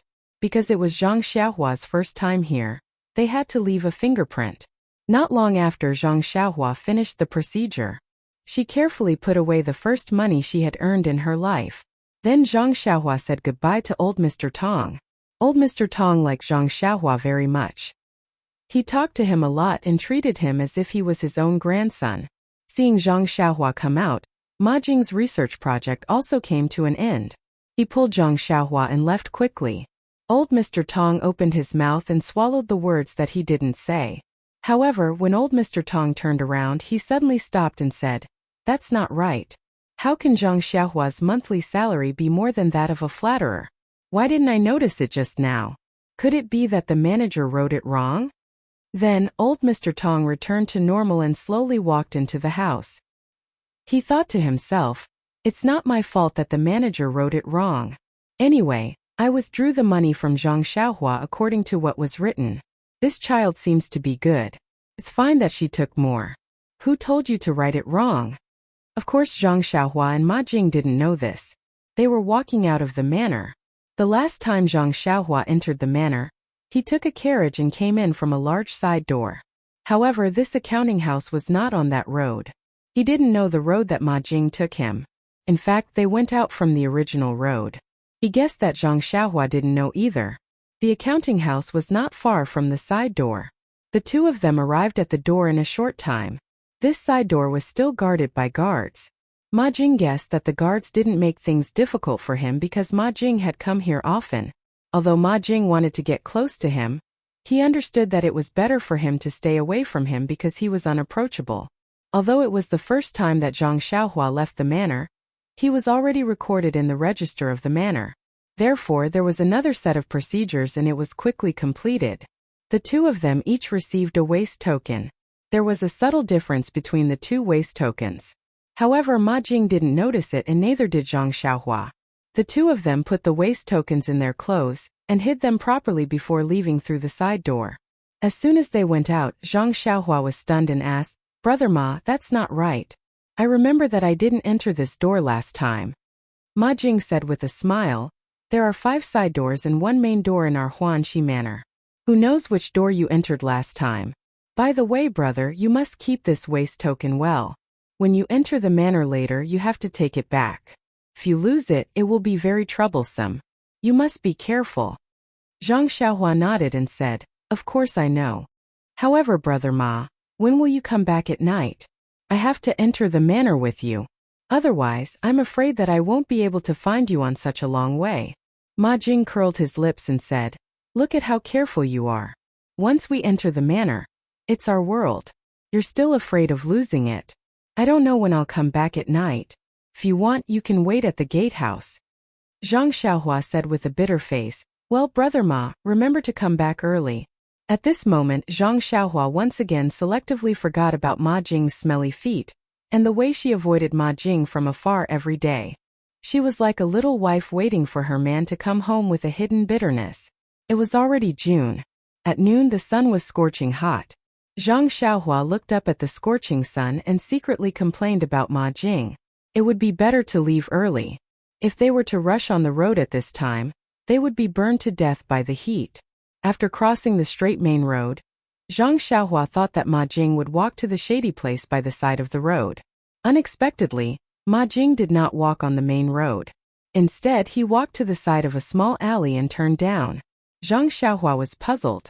She chased after him and said, "Brother Ma, you're going the wrong way. You should be walking on the main road." Looking at Ma Jing's surprised look when he turned back, Zhang Xiaohua thought that she had made a mistake. She hurriedly said, "Brother Ma can't be hungry again. Looking at the sky, it's only right to eat something." When Ma Jing heard this, he laughed out loud and said mockingly, "Brother, Don't tell me you're going to walk to Pingyang City? Zhang Xiaohua frowned and said, Of course we're going to walk to Pingyang City. We don't have our own horse carriages and the farmstead didn't make any for us. Ma Jing smiled and said, Brother, don't tell me you're going to walk from Lu Town to Pingyang City? Zhang Xiaohua said, No, we're going to take a horse carriage. Oh, don't tell me there's a horse carriage from our farmstead to Pingyang City? Ma Jing did not answer. He waved his hand and gestured for Zhang Xiaohua to follow him. Indeed, Zhang Xiaohua's guess was right. There was a huge courtyard at the end of the alley. There was a huge banner hanging on the courtyard that fluttered in the wind. It said, When a carriage reaches a mountain, there will be a road. Where there is a road, there will be a speeding carriage. There was also a small flag below that said, Speeding. It turned out that this was the horse carriage company that brought Zhang Xiaohua to Pingyang City. Zhang Xiaohua knew that she was ignorant and inexperienced. She did not say anything else and looked at Ma Jing. Not long after, a small horse carriage that could only fit 2 to 3 people drove out of the courtyard and stopped at the entrance, waiting for people to board. Looking at Zhang Xiaohua's dazed expression, Ma Jing pulled Zhang Xiaohua up the horse carriage. He did not forget to say, Brother, since this is your first time going out with me, you don't have to pay for the carriage fees. The next time we go out together you can go out and take the carriage. Zhang Xiaohua was full of joy as he sat on the horse. He was too lazy to say anything to Ma Jing. He hadn't seen his second brother for such a long time, and he didn't know how he was doing at the Lotus Flower Escort Agency. On the day of his second brother's test, that person had said that his second brother was a good seedling for practicing martial arts. He reckoned that he must have learned a lot of fist techniques by now. Thinking about his own nondescript punches and kicks, Zhang Xiaohua was looking forward to seeing his second brother practice martial arts as soon as possible. However, this horse carriage was very comfortable. It was unbearably hot outside. Thinking about how tired she and second brother were when they walked from here to Pingyang City, she did not expect to be able to take a horse carriage after so long. She did not know if Lu Town had such a horse carriage. If it did, it would be very fast to go from Guozhuang House to Lu Town.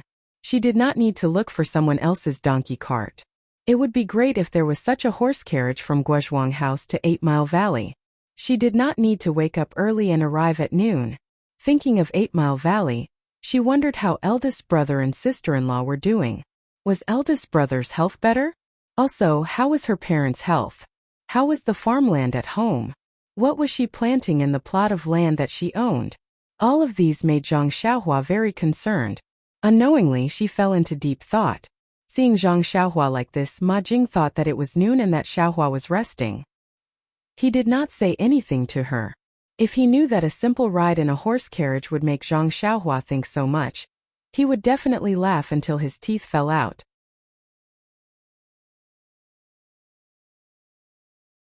Chapter 92. With the means of transportation, the afternoon sun naturally did not affect Zhang Xiaohua. Sitting in the horse carriage, he thought about the previous time when he and second brother traveled all the way to Pingyang City. Zhang Xiaohua thought to himself, no wonder everyone is willing to live in a big city. The feeling is really different. The quality of life is really high. In the countryside, even if one wants to enjoy such a life, there is no way to do so. I wonder how much would it cost to take a carriage? It's better not to ask. Otherwise, Ma Jing will nag again. The sound of horse hooves could be heard. After about 10 minutes, the tall city gates of Pingyang City were in sight. Seeing Pingyang City again, Zhang Xiaohua was no longer as surprised as before. It was as if he had already taken it for granted and ignored it. People's habits were indeed scary. This was only the third time he saw it, but he had already lost his novelty. If he were to see it every day, he would definitely ignore it no matter how precious it was. When the horse carriage entered the city, Zhang Xiaohua thought that it would head in the direction of the carriage company. Unexpectedly, it turned in another direction. Although Zhang Xiaohua did not remember the way, he still knew the general direction. He asked Ma Jing in confusion, Brother Ma, the carriage company doesn't seem to be in this direction. Did I remember wrongly? Ma Jing had long been tortured by Zhang Xiaohua's strange question. He looked at him and said unhappily, the carriage company is not in this direction, but Zuixiang brothel is in this direction. When Zhang Xiaohua heard this, he quickly stood up. Fortunately, he was still short and almost touched the roof of the horse carriage. Ma Jing was shocked when he stood up and asked, "What's wrong, brother?" Zhang Xiaohua said with a red face, "Brother Ma, I really don't want to go to Zuixiang brothel. Let me alight." Ma Jing looked at Zhang Xiaohua's embarrassment and laughed out loud. He said to the front of the horse carriage, "Coachman, please stop for a while and let my brother alight." The horse carriage stopped. Zhang Xiaohua quickly jumped down from the horse carriage, afraid that the horse carriage would continue moving and bring him to Zuixiang brothel. Ma Jing leaned half of his body out of the horse carriage and asked, "Brother, do you know the address of the carriage company? You can go to the carriage shop and look for a carriage. Don't forget you still have to walk back. Also, where are you going? I can get a carriage to send you back later." Zhang Xiaohua smiled and said, "I know, Brother Ma. You don't need a carriage. Just remember to go back early tonight." After saying that, he waved his hand and ran away. "Come back earlier? It's not easy for me to come out.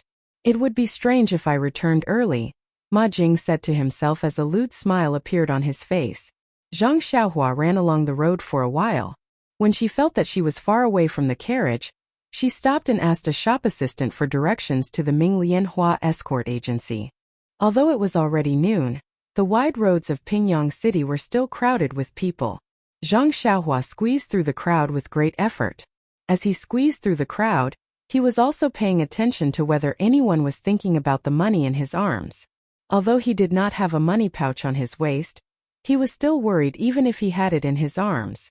It was really funny to think that he would encounter a thief on his first shopping trip with second brother.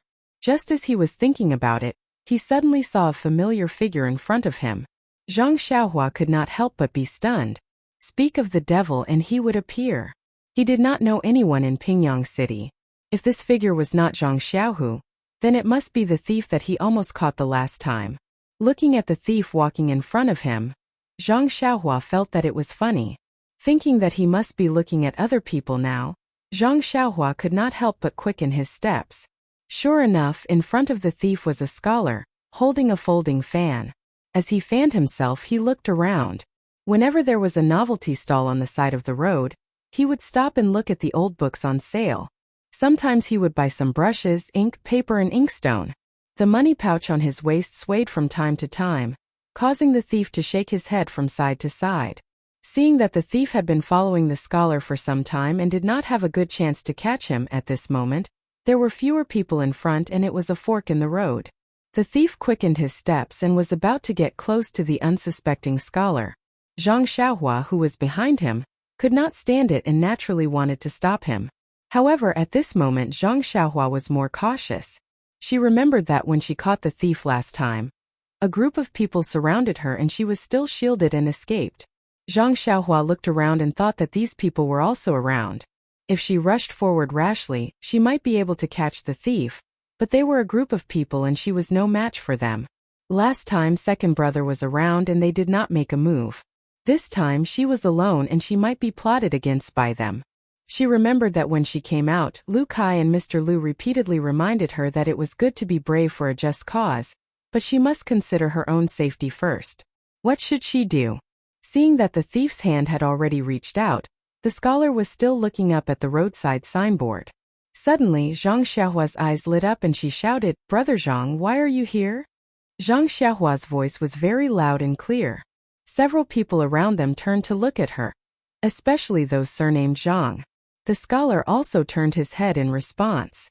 Seeing that the scholar turned his head, the thief quickly withdrew his hand and pretended to buy something, lowering his head to look at the small stall by the side. Seeing that the scholar turned his head, Zhang Xiaohua was also stunned. Zhang Xiaohua really knew this person. It turned out to be the scholar Li Jinfeng who had entered the city with her in the carriage a month ago. It was really a coincidence. She only knew a few people, including this thief. Today she had only seen two of them.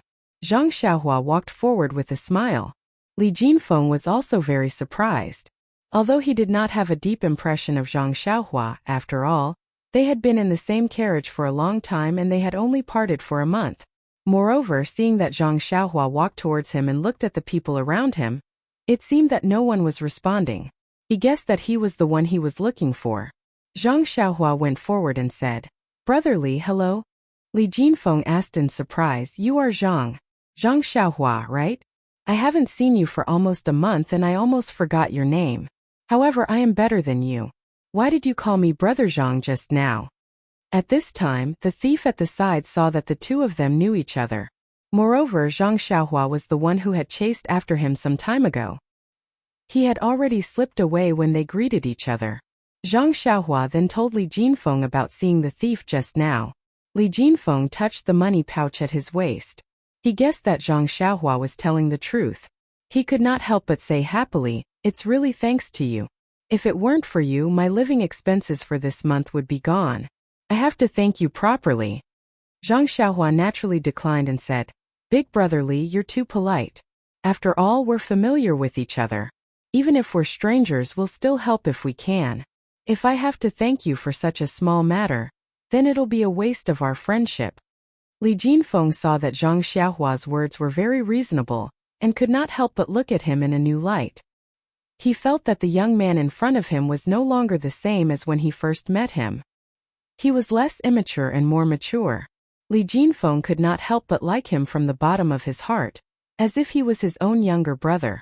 Therefore, he affectionately patted him on the shoulder and said, Well, since you said so, I won't be polite with you. We are all drifters. If there is anything I can help with in the future, feel free to look for me. Then, he told him his address and other things. Zhang Xiaohua memorized it carefully. Li Jinfeng looked at Zhang Xiaohua's green clothes and small hat and felt very strange. He asked, Where are you going now?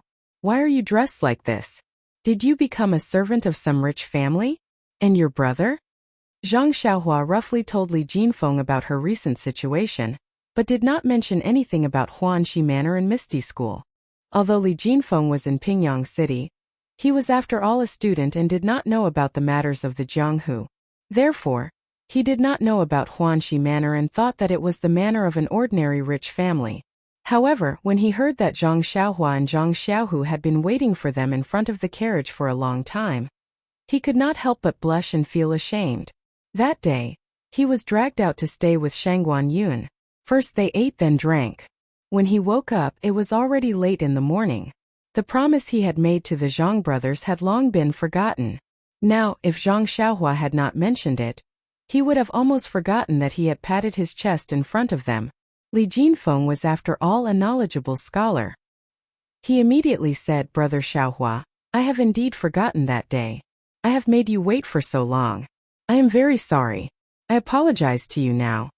After saying that, he bowed to the ground. Zhang Xiaohua hurriedly pulled him and said, Brother Li, you don't have to be like this.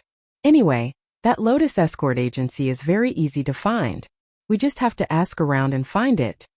Li Jinfeng continued to ask, Brother Xiaohua, where are you going now? Is it the Lotus escort agency? Zhang Xiaohua smiled and said, Brother Li is really clever. How did you guess? I am going to the escort agency. Li Jinfeng smiled and said, I heard you say that this manor is outside the city. You haven't entered the city for a while. Now that you are here, you are naturally going to the escort agency to see your brother. This isn't hard to guess. Zhang Xiaohua scratched his head and said, After listening to Brother Li's analysis, it really does make sense. Little brother sometimes doesn't like to use his brain, so I can't see very simple things clearly. Li Jinfeng patted his head and said, You are still young. This is the time for you to use your brain. When you encounter something, don't ask others first. Think about it first. Perhaps you will have a plan. Other people's answers are other people's. They may be right, but they may not be suitable for you. Only the answer that you think of yourself belongs to you. When Zhang Xiaohua heard this, it was as if a bolt of lightning flashed through his mind. He seemed to have thought of something, but when he thought about it carefully, he couldn't figure it out. Seeing Zhang Xiaohua's stunned expression, Li Jinfeng said, I haven't been to the escort agency to see Shangguan Yun and Yu Luan for a long time. Now is a good time to go see them with you. Zhang Xiaohua said happily, Is that so? Those two people are also in the escort agency. Are they also armed escorts? Li Jinfeng looked at Zhang Xiaohua's happy expression and shook his head, saying, I don't know what they are doing in the escort agency. They should be learning martial arts. However, they shouldn't be armed escorts. Their family background is not bad, especially Shangguan Yun. He seems to be very rich. They definitely wouldn't join the escort agency. Zhang Xiaohua's face turned red. Just now Li Jinfeng had told him to use his brain more, but he had forgotten in a flash. He even rashly said that they were armed escorts. He reckoned that they weren't even bodyguards. They should be learning martial arts from Fourth Master One and the others. He had to use his brain more in the future. He couldn't speak blindly. Silence was golden. Then Zhang Xiaohua said, Brother Li, I know. There is a martial arts center in the Lotus Flower Escort Agency. You need to spend money to learn. I reckon that Big Brother Shangguan and Big Brother you are practicing martial arts there. Li Jinfeng smiled and said, that should be the case. What they don't lack the least is money. Come, let's go see them. I also have to apologize to your brother. Oh right, what's your brother's name? Zhang Xiaohua stuck out his tongue and said, my second brother's name is Zhang Xiaohu. Then the two chatted as they walked towards the escort agency. The escort agency was near the city gates. Zhang Xiaohua had fled with Ma Jing's carriage not long after entering the city gates. If he hadn't met Li Jinfeng, he would have arrived at the escort agency long ago. Even though Li Jinfeng was a scholar and walked much slower than Zhang Xiaohua, the two still arrived at the entrance of the escort agency very quickly. There were many people coming and going in front of the escort agency today. It looked very lively and business was probably good. The stone lions on both sides were still mighty, but in Zhang Xiaohua's eyes, he didn't pay much attention to them. He only felt that they were ordinary. Li Jinfeng walked up the steps and raised his hand to salute the guard standing in front of the door. Everyone, I'm going to the escort agency to look for Shangguan Yun who is practicing martial arts here. Please make it easy for me. The leader of the guard smiled and said, oh, you're looking for young Master Shangguan. I wonder if this young master knows how to get inside? There are many things going on today and I'm afraid I don't have time to bring you there. Li Jinfeng quickly said that there was no need. I've been to your escort agency more than once. I know where young Master Shangguan is. I'll go there myself. After saying that, the guard made an inviting gesture and said, then please, young master. Li Jinfeng nodded and turned around to greet Zhang Xiaohua. He then led him through the door of the escort agency. Zhang Xiaohua was dressed as a manservant, so the guards only thought that he was following Li Jinfeng. Naturally, they didn't stop him to ask questions and let him pass after a glance. There were some people walking around in the square in front of the door. It seemed that they were all here on business and didn't practice martial arts. Zhang Xiaohua dismissed the idea of asking questions and followed Li Jinfeng. He wanted to wait until he saw Zhang Xiaohu before asking for more information. Although Zhang Xiaohua didn't specialize in martial arts like them, they were all living under the same roof. Perhaps he would be familiar with him. The last time Zhang Xiaohua came, she only saw a row of small houses on the right side of the square. Looking at them now, she saw that they were all closed. They were probably resting. Li Jinfeng didn't stop in front of these small houses. He walked along the corridor in front of the house and walked into a spacious courtyard. There was a row of houses in front of him. It was also quiet. Many large trees were planted in the courtyard, making it very shady. After passing through the courtyard, there was a screen wall. There were two doors on the left and right. Li Jinfeng didn't hesitate and turned left. After entering through the door, there was another long corridor. At the end of the corridor was a row of exquisite houses. Li Jinfeng brought Zhang Xiaohua to the doors of several fine houses. After carefully identifying them, he walked to the one in the middle and quietly knocked on the door. After a while, a lazy and slightly hoarse voice said, "Who is it? What's the matter?" When Zhang Xiaohua heard this voice, her heart skipped a beat. Wasn't this Yulun's voice? She actually remembered that he didn't seem to have spoken much to her. Sure enough, Li Jinfeng said, "Brother Yu, it's Li Jinfeng. I'm here to see my two brothers." Before he finished speaking, another voice sounded, "Oh, it's Brother Jinfeng. Come in quickly. You haven't been here for many days. Are you busy with your homework?" This voice had a slight arrogance. It was Shangguan Yun. Li Jinfeng pushed open the door and entered. He smiled and said, "I'm not busy with my homework. I'm just preparing for some exams. I don't have much free time. When I have time, I come to see the two heroes." Inside the room, Shang Guanyun and Yu Luan were sitting on 2 chairs. They were still a little sleepy. It was obvious that they had just woken up from their afternoon nap. When they saw Li Jinfeng come in, they both stood up and nodded in greeting. Then they sat down. They were probably familiar with each other and didn't have to be so polite. Haha, Brother Li, you're too polite. When it comes to heroes, Brother Shangguan is naturally worthy of the title. I'm just a mediocre martial artist. I really don't deserve that title. Yu Luan said very modestly. Shang Guanyun said, Yu Luan has also improved recently. If you practice harder, you will have a bright future. There's no need to belittle yourself. When the two finished speaking, Li Jinfeng said again, I brought an acquaintance today. Guess who it is? An acquaintance? An acquaintance? The two looked at each other blankly. Li Jinfeng smiled and said to the outside, Zhang Xiaohua, come in. Zhang Xiaohua then walked in with a smile. She bowed to the two of them and said, Greetings to the two brothers. We haven't seen each other for more than a month. The two of them looked at the greeting and were puzzled. Why would this follower of Li Jinfeng say such things to them? After taking a closer look, they realized that this was the young man from the countryside who sat in the same carriage as them when they came to Pingyang City. He had just changed into a servant's clothes. Shang Guanyun saw Zhang Xiaohua bowing and did not get up. He nodded as a return of the greeting. Yu Luan did not return the greeting. He just walked forward and said, Zhang Xiaohua, you were in the same carriage as us. Haha, how did you become a servant under Brother Li? Li Jinfeng heard and quickly explained, No, I can't even take care of myself. How can I find a servant? This Xiaohua brother is working at Huanxi Manor. Huanxi Manor? Shang Guanyun heard and raised her eyebrows, saying, That's a good place. The treatment should be good. Zhang Xiaohua, you're lucky to find a good place as soon as you arrived in Pingyang City. Yu Luan asked, Is Huanxi Manor very famous? Shang Guanyun looked at him and said, Huanxi Manor is the property of the Misty School. Like the Lotus Escort Agency, it is under the management of the Misty School. Yu Luan then understood and continued to ask Zhang Xiaohua, Oh yes, Zhang Xiaohua. Didn't you want to come to the Lotus Escort Agency with us the last time you came to Pingyang City? Why did you go to Huanxi Manor? Zhang Xiaohua blushed and said, We originally wanted to come to the escort agency to practice martial arts. However, the people there said that we have to pay to practice martial arts. We didn't have any money, so we could only without waiting for Zhang Xiaohua to finish. Yu Luan laughed and said, I knew it.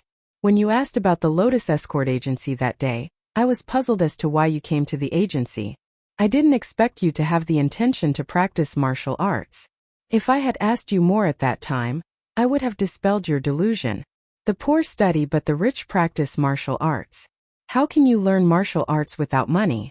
The cultivation of martial arts is not something a person like you can imagine. It's better for you to work hard as a servant. Once you've earned some money, you can go home and buy a piece of land. When it's bigger, you can marry a wife and take care of your wife and children. Please add it to your collection, thank you.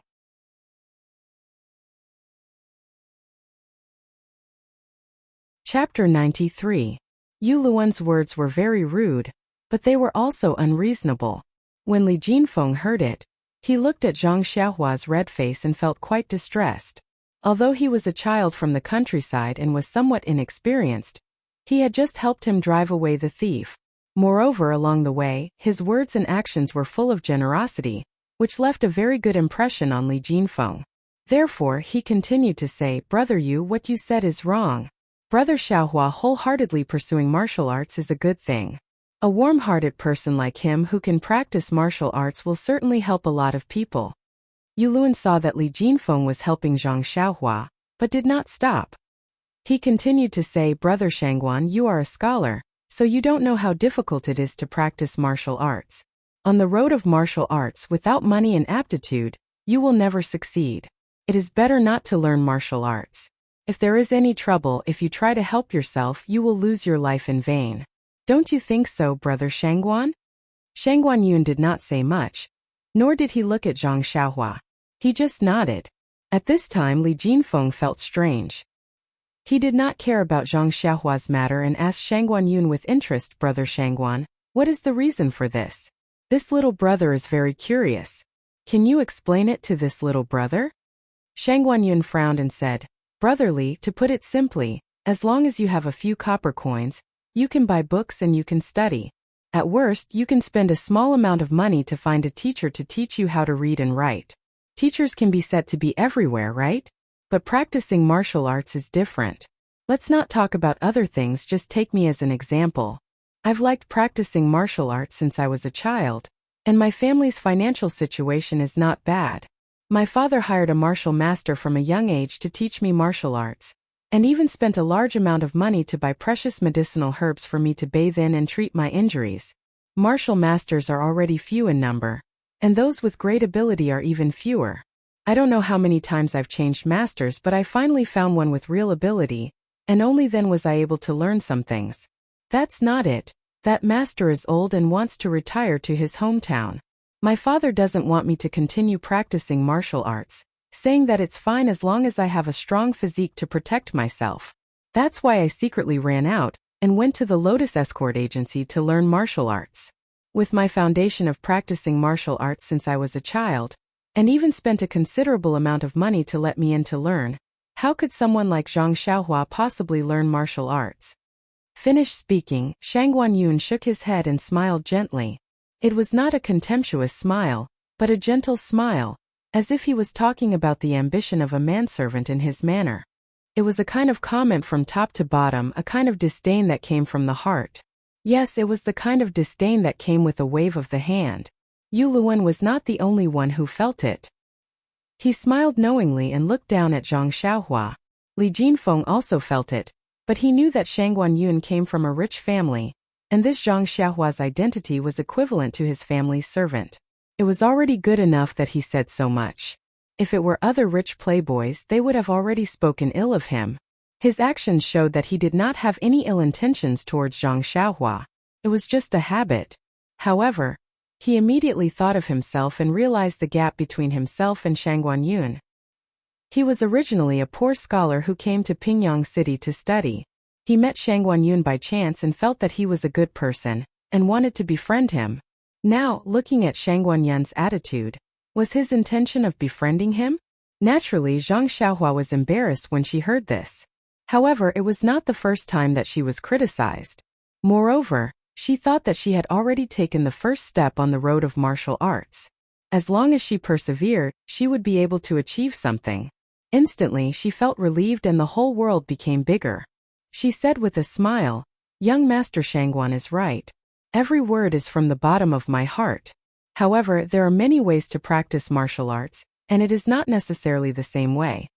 Shang Guanyun, who originally did not care about Zhang Xiaohua, saw that she was not ashamed or embarrassed by his words, and even said such words.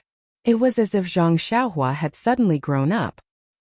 He could not help but look at the servant standing at the side of the room, who was neither arrogant nor humble, and said, "Oh, there are other ways. Then tell me?" Zhang Xiaohua smiled and said, "Isn't my second brother Zhang Xiaohu a bodyguard in the Lotus Escort Agency? Isn't he practicing martial arts?" Yu Luan and Li Jinfeng, who had just heard Zhang Xiaohua speak very well, were also listening attentively. When they heard the words bodyguard, Yu Luan could not help but laugh and said, "Bodyguard, haha, bodyguard, a little bodyguard dares to compare himself with us, the martial arts students of the martial arts hall. This really makes me laugh until my belly hurts." Shang Guanyun also wanted to laugh, but he suddenly frowned and said, Zhang Xiaohu, why does it sound so familiar?" When Yu Luan heard this, he stopped laughing and said, "A bodyguard named Zhang Xiaohu, what's there to be familiar with?" "Haha, Zhang Xiaohu, it's quite familiar. I think I've heard someone mention it before." Suddenly, Shang Guanyun slapped the chair and said, "I remember, a while ago I heard from the martial arts hall's fourth master one that this Zhang Xiaohu is a martial arts genius and a newly recruited bodyguard.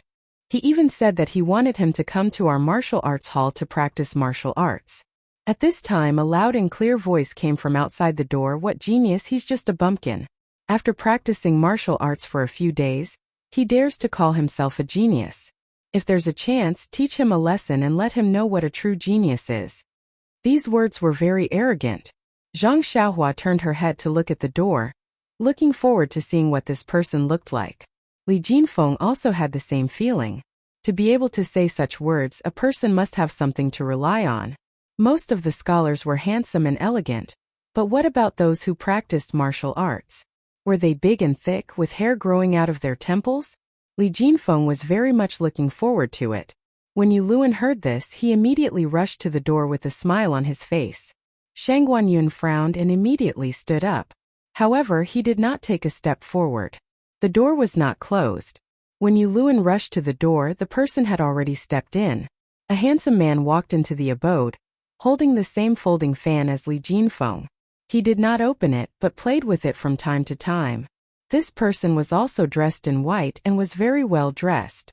There were many small things on his body, but Zhang Xiaohua could not tell what they were.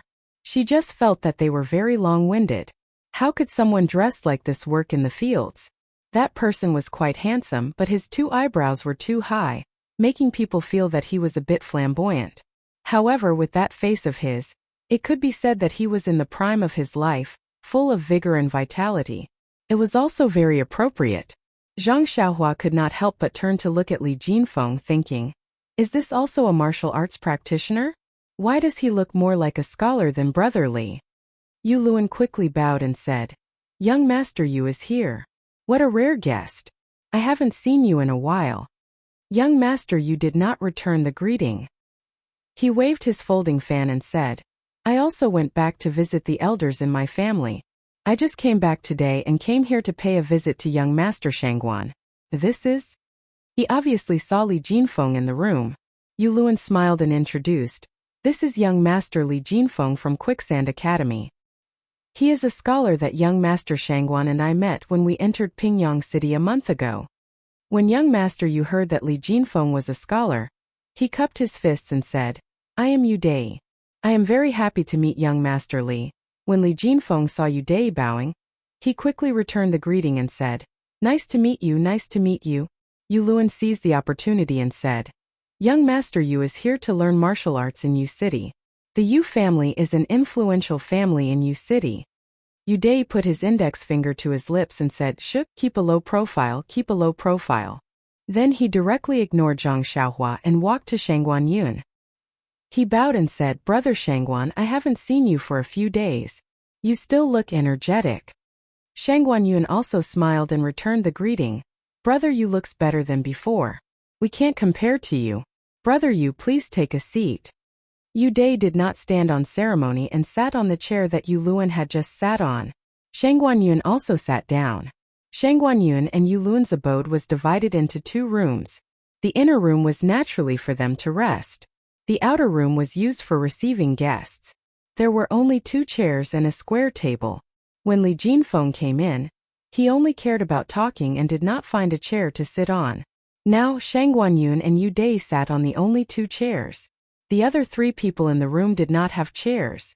Yu Luan patted his head and quickly walked into the inner room.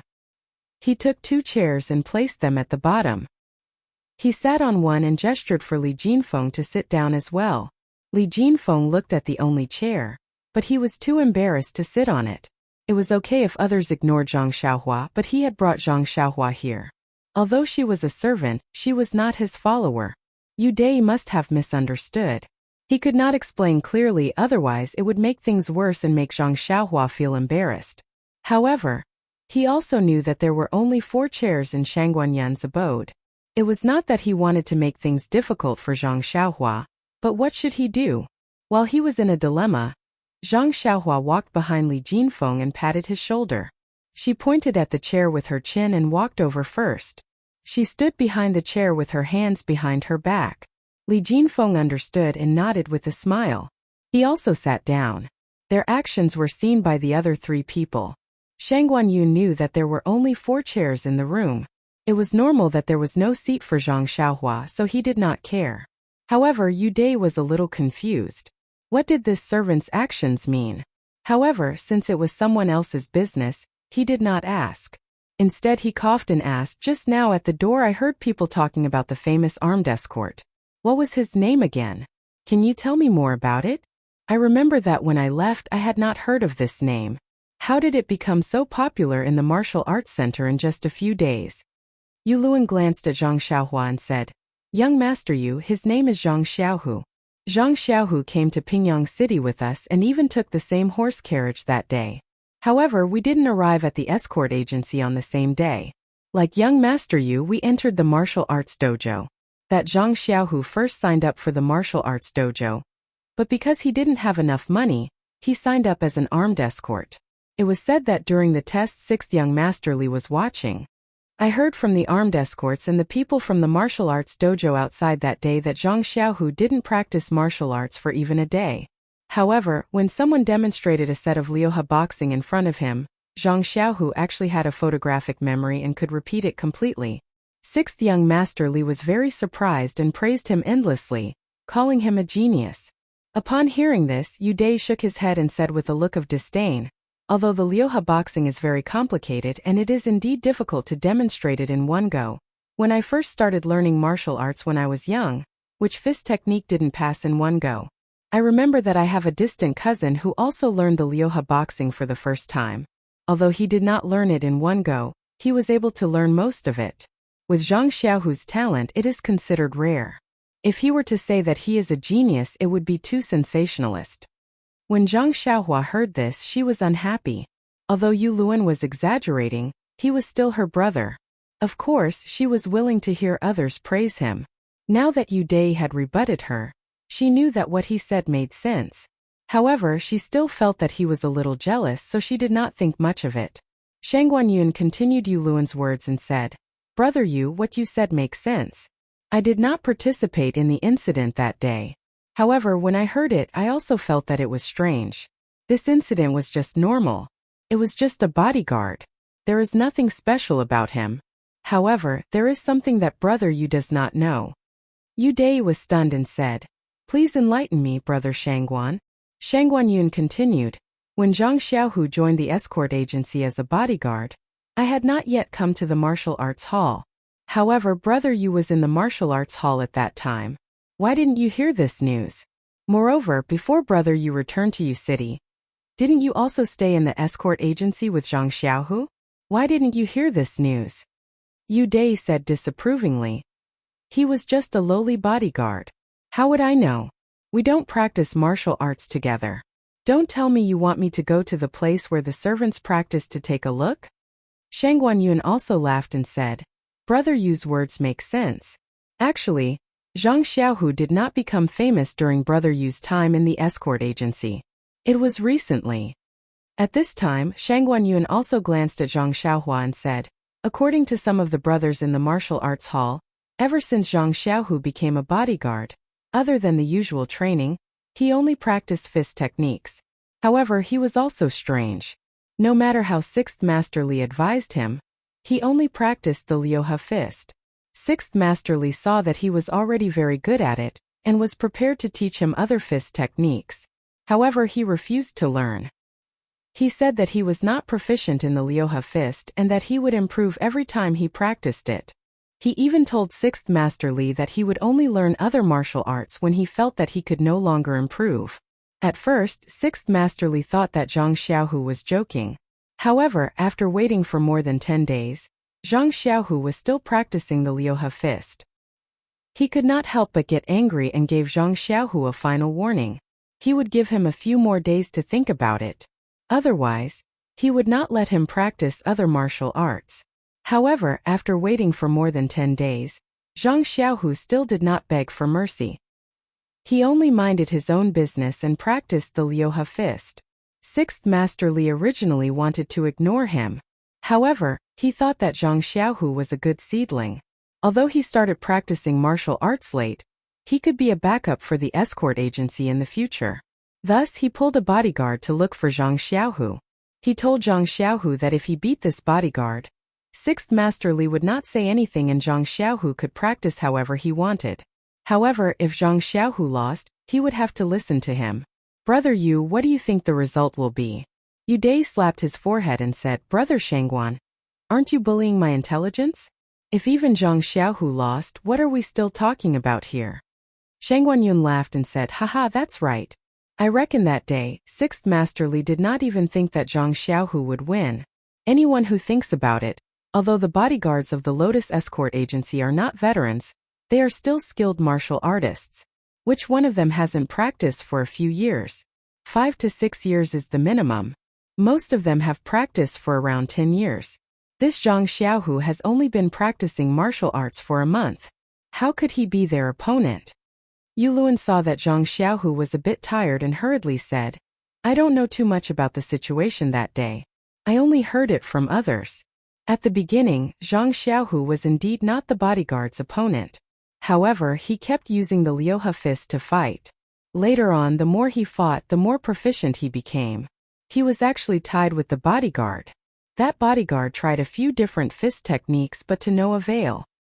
He became impatient and in the end, he was punched in the chest by Zhang Xiaohu and had no choice but to admit defeat. This Zhang Xiaohu is really interesting. Could it be that he really is a genius?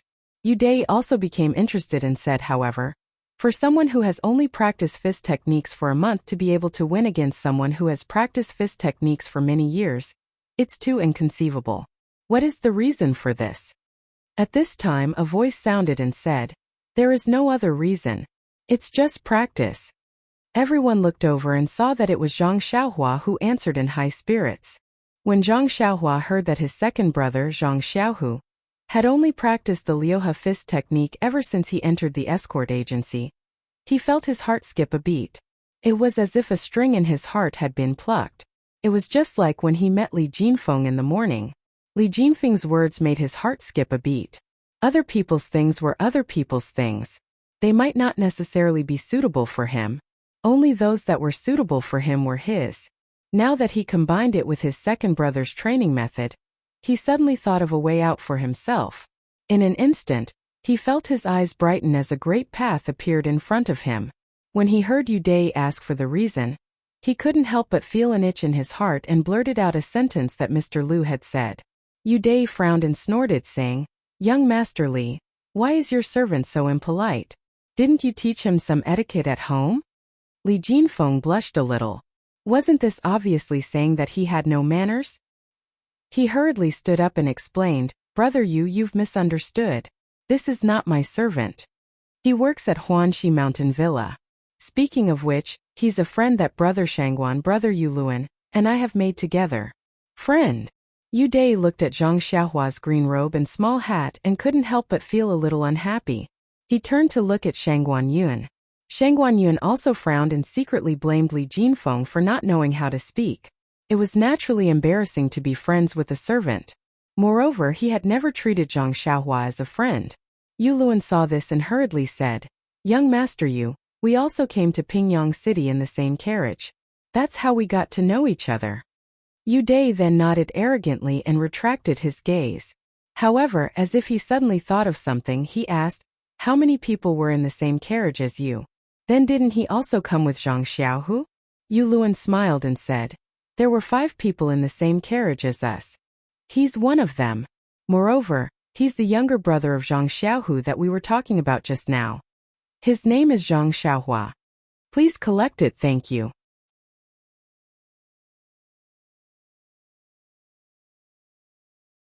Chapter 94. Zhang Xiaohua, Zhang Xiaohu? Haha, interesting. Yu Dai laughed. Zhang Xiaohua laughed as well. His laugh was not as arrogant as Yu Dai's, nor was it as arrogant as Shangguan Yun's, nor was it as flattering as Li Jinfeng's.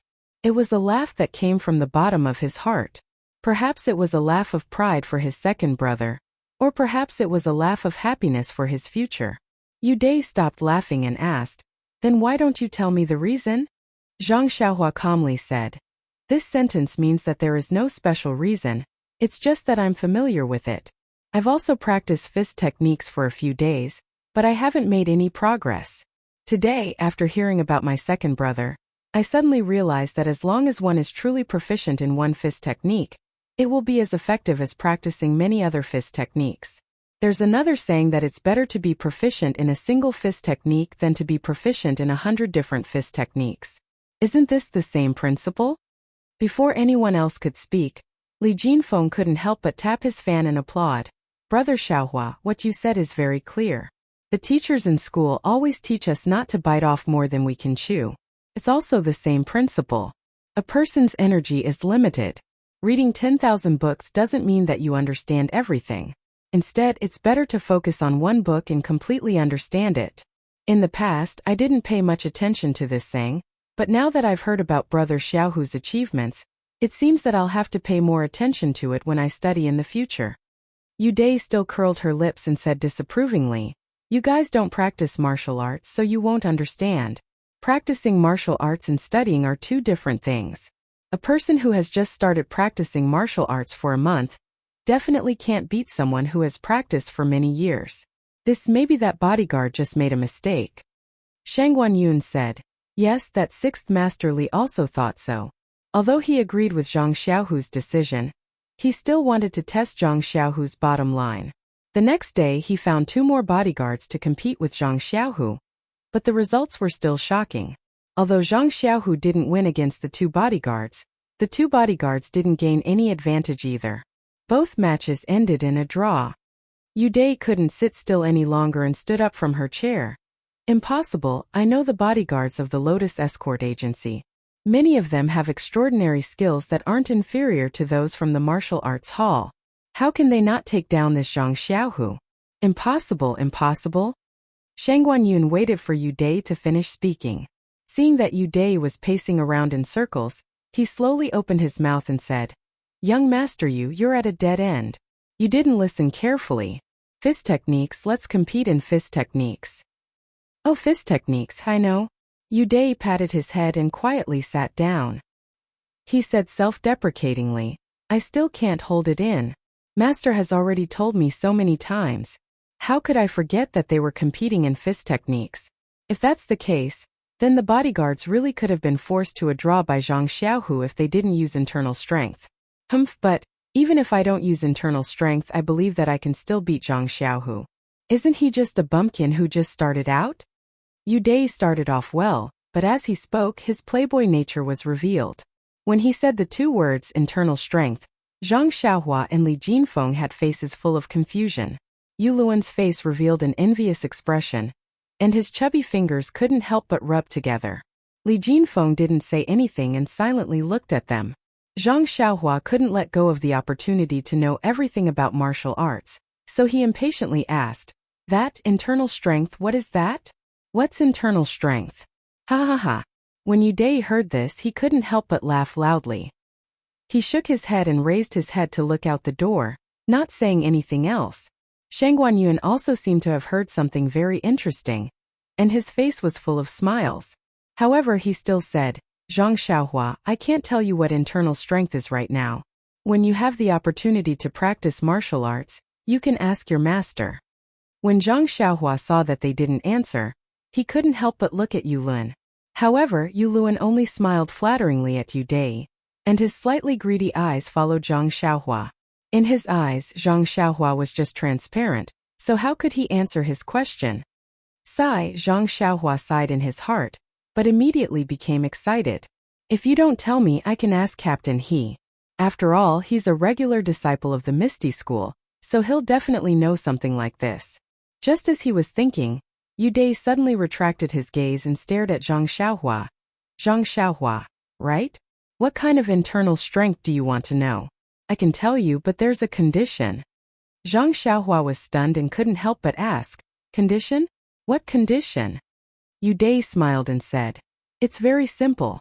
Let your second brother Zhang Xiaohu compete with me in fist techniques, and I'll agree to tell you." When Zhang Xiaohua heard this, she laughed and shook her head. "No, I can't agree to your request in place of my second brother. I haven't seen him in a long time." Yu Dai laughed, "I knew it. You won't dare to agree. You're just a coward from the countryside, humph." Zhang Xiaohua shook her head again and said, "This has nothing to do with guts. Maybe I'm a coward and don't have the courage, but I'll go forward even if there are thousands of people. This has to do with my heart's beliefs. Illiteracy is so scary. I need to hurry up and let Zhang Xiaohua study. When Xiaohua says something like this, I get goosebumps. I won't let someone else do this kind of boring thing with my second brother for no reason. I might not know what internal strength is right now, but there are probably many people who know. Since it's not your secret, then I'll naturally find out sooner or later. Young Master Yu, what do you say?" Yu Dai originally looked at Zhang Xiaohua with ridicule, but when he finished speaking, the contempt on his face froze. With a pa sound, he closed his fan and said, Zhang Xiaohua? You really are an interesting person. At such a young age, you actually have this kind of thinking. Did you really just come from the countryside? Zhang Xiaohua still had a smile on her face. It doesn't matter if I'm from the countryside or not. I only know that I only do what I think I should do. Yu Dai nodded seriously and said, Zhang Xiaohua, I take back what I just said. Since you said that you'll find out what internal strength is sooner or later, then I won't hide it anymore. I'll tell you right now and let you know that people from the countryside and people from the city are really different. After he finished speaking, he stared at Zhang Xiaohua to see how he would respond. However, Zhang Xiaohua's pure eyes weren't timid at all. She met his gaze and her face was calm as if she was saying, if you want to say it, then say it. I'm not forcing you. If you don't want to say it, then I don't care. Seeing that Zhang Xiaohua didn't say anything, Yu Dai could only slowly say, actually, internal strength is very complicated to explain. You've never practiced martial arts before, so it's not easy for me to explain it to you. To put it simply, when you practice martial arts, if you practice internal strength, then your body will produce a kind of power. We call it internal strength. Internal strength is different from your body's strength. It can be increased through cultivation. Moreover, when you don't use it, it will circulate in your body. When you use it, it will have an effect. Different fist techniques have different internal strength paths, so when you use it, it will have a very powerful effect. For example, internal strength is like a weapon, like a sword. When your second brother competes with someone else in fist techniques, then he'll throw away the weapon and only use his body's strength. If you add an internal strength, then that means your second brother is empty-handed while the other person has a sword, then your second brother will definitely lose. Do you understand? Yu Dai's words made Zhang Xiaohua dumbstruck. It really gave Zhang Xiaohua a lesson on the basics of martial arts. He never thought that martial arts would be so complicated. He thought that it was as simple as practicing his fists and legs, but after seeing it, he still had to learn internal strength. After hearing Yu Dai's words, Zhang Xiaohua asked, does the Arhat fist have an internal strength that can be used with it? Where can I find the cultivation method for this internal strength? Bang! Yu Dai fell from the chair he was sitting on, causing Yu Luan to quickly help him up. He carefully patted the dust off his body and said with a charming smile, young master you should be careful. There's no need to make such a big fuss when talking to this servant. Yu Dai carefully sat down on the chair and used his hands to grip the chair tightly. He threw his folding fan onto the table and solemnly said, this Zhang Xiaohua is a strange person. The questions he asks are too shocking and his thinking is too far ahead. I have no choice but to be careful when dealing with him. Then he turned his face towards Zhang Xiaohua and solemnly said, this little brother, for you to be able to ask this kind of question, it shows that you are an idiot who has never practiced martial arts. As everyone knows, the Arhat fist was passed down from the Dalan temple, and is now widely practiced in the Jianghu. Its status in the Jianghu is similar to Zhang San's status in the Jianghu. It is so famous. How can this kind of cabbage-like martial arts fist technique be paired with a profound internal strength? As for internal strength, what is internal strength? It is something that only the upper echelons of the Jianghu can have a glimpse of. It is the jewel on the crown of martial arts, and is rarely circulated in the Jianghu. All kinds of internal strength cultivation methods are treasured by various sects, and are only passed down to their core disciples. If you want to find an internal strength cultivation method to practice, you are simply dreaming. Moreover, even if you obtain an internal strength cultivation method, you may not be able to practice it. Zhang Xiaohua was once again dumbstruck as he muttered, why? Yu Dai was immensely proud of himself as he fiddled with it and said, there are millions of people in the world and everyone's aptitude is different.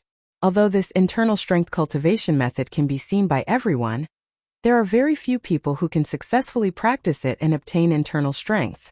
Think about it, if internal strength was easy to cultivate, then the internal strength cultivation method wouldn't be in such high demand. Li Jinfeng was listening from the side and was also flabbergasted. He interrupted and said, if young master you didn't say it, I really wouldn't have known that martial arts were so profound. Everyone's aptitude is different and their opportunities are different.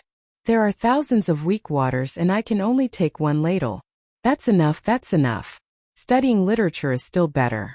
With one scroll in hand I have everything in the world. Zhang Xiaohua had originally been a bit dispirited by Yu Dai's words. But this "I can only take one ladle out of thousands of weak waters" woke him up. He hadn't even learned his fist technique yet. If he could completely understand his fist technique, then he could consider the matter of internal strength. Beside him, Yu Luan also said, "Young Master Yu's words are very clever. This one has never had the chance to see the true appearance of this pearl, so I entered the Lotus Flower Escort Agency to see if there are any opportunities here. If there's time in the future, I hope that young master you can lend me a helping hand." Yu Dai looked at Yu Luan but didn't reply. What a joke, the internal strength cultivation method was a secret within the sect and also within the family. How could he let others casually look at it? However, it was said that this Lotus Flower Escort Agency's martial arts training hall also had a few simple cultivation methods for outstanding students to choose from. This was still something that could be considered. Looking at Yu Luan's bewitching smile, Yu Dai slowly nodded his head. Seeing Yu Dai's gesture, Yu Luan was overjoyed. He hurriedly picked up the folding fan from the table, carefully opened it, and began fanning Yu Dai with all his might. Seeing this, Shang Guanyun secretly despised him in his heart. At this time, Zhang Xiaohua opened his mouth again. "Young Master Yu, since you've already brought up the matter of internal strength, then I'll represent my second brother and accept your challenge. We'll have a match of fist techniques. How about it?" Yu Dai stared blankly and said in astonishment, "Zhang Xiaohua, what do you mean by this? You didn't agree when I discussed it with you earlier. Now that I've stopped mentioning it, you actually want to agree. Why is this?" Zhang Xiaohua smiled mysteriously and said, "Since my second brother can practice a fist technique to this day, then he must have his own understanding of this fist technique. Moreover, to be able to fight against other escorts and not lose, he must be able to lift something heavy as if it were light. With such a good sparring partner like you guiding him in his fist technique, I reckon that he can't ask for anything more. Why should I stop him?" "Ha ha." Yu Dai laughed and said, "You're right. I'm sure that when that Zhang Xiaohu hears that I've challenged him, he'll be eager to give it a try. Let's go, we'll go find him. You lead the way." After waiting for a while, Zhang Xiaohua didn't move. He couldn't help but frown and say, "What's wrong? You don't dare to?" Zhang Xiaohua embarrassedly said, "This is my second time coming to the Lotus Flower Escort Agency. How would I know where second brother is?" She had an innocent look on her face. Yu Luan hurriedly said, "I know. I'll lead everyone over." After he finished speaking, he returned the folding fan to Yu Dai and made a hand gesture, inviting Yu Dai to move forward. Yu Dai didn't stand on ceremony and took the folding fan. With a schwa sound, he opened it and fanned himself out. Looking at his confident and unrestrained figure, Zhang Xiaohua secretly said, "If we're comparing elegance, second brother probably isn't your opponent." The escorts didn't live in this courtyard. Zhang Xiaohua followed them out, and after 2 courtyards, they arrived at the courtyard where the escorts lived. The houses in this courtyard were clearly more simple and crude. It wasn't as exquisite as the ones in the martial arts hall. It seemed that there was a fundamental difference between paying and being free. Zhang Xiaohu was now a famous person. When everyone said that they were looking for Zhang Xiaohu, the people in the courtyard all knew where he was. Someone had already led them to the front of a small house. The door was closed. Zhang Xiaohua went up and lightly knocked on the door. A familiar voice sounded from inside. "Who is it?" Zhang Xiaohua couldn't wait to open the door and called out, "Second brother." Zhang Xiaohu ran into the house. The house was quite spacious. He was sitting in a horse stance with his arms crossed. It seemed that he was trying to figure out a move. When he heard Zhang Xiaohua's voice and saw him running into the house, he immediately stopped and happily shouted, "Xiaohua! Haha! It's you. Come here quickly. I missed you so much." After he finished speaking, he hugged Zhang Xiaohua, who was rushing over. The 2 brothers hadn't seen each other since they broke up a month ago. Zhang Xiaohua's unexpected visit really gave Zhang Xiaohu a big surprise. After hugging his younger brother for a while, he let go of his arms. Looking at Zhang Xiaohua's slightly chubby face, Zhang Xiaohu felt a little relieved. If he really lost weight, then Zhang Xiaohu would feel guilty. Seeing that the 2 brothers had chatted for a while, Li Jinfeng went forward to greet them. "Zhang Xiaohu, nice to meet you. Do you still remember me?" Zhang Xiaohu then noticed the group of people who had walked in from outside. He smiled and said, "Of course I know you. You came to Pingyang City in the same carriage as us brothers. How can you not know? But who is this?" Yu Dai walked forward and said, "I am Yu Dai from the martial arts dojo. I have heard of Brother Zhang's great name for a long time."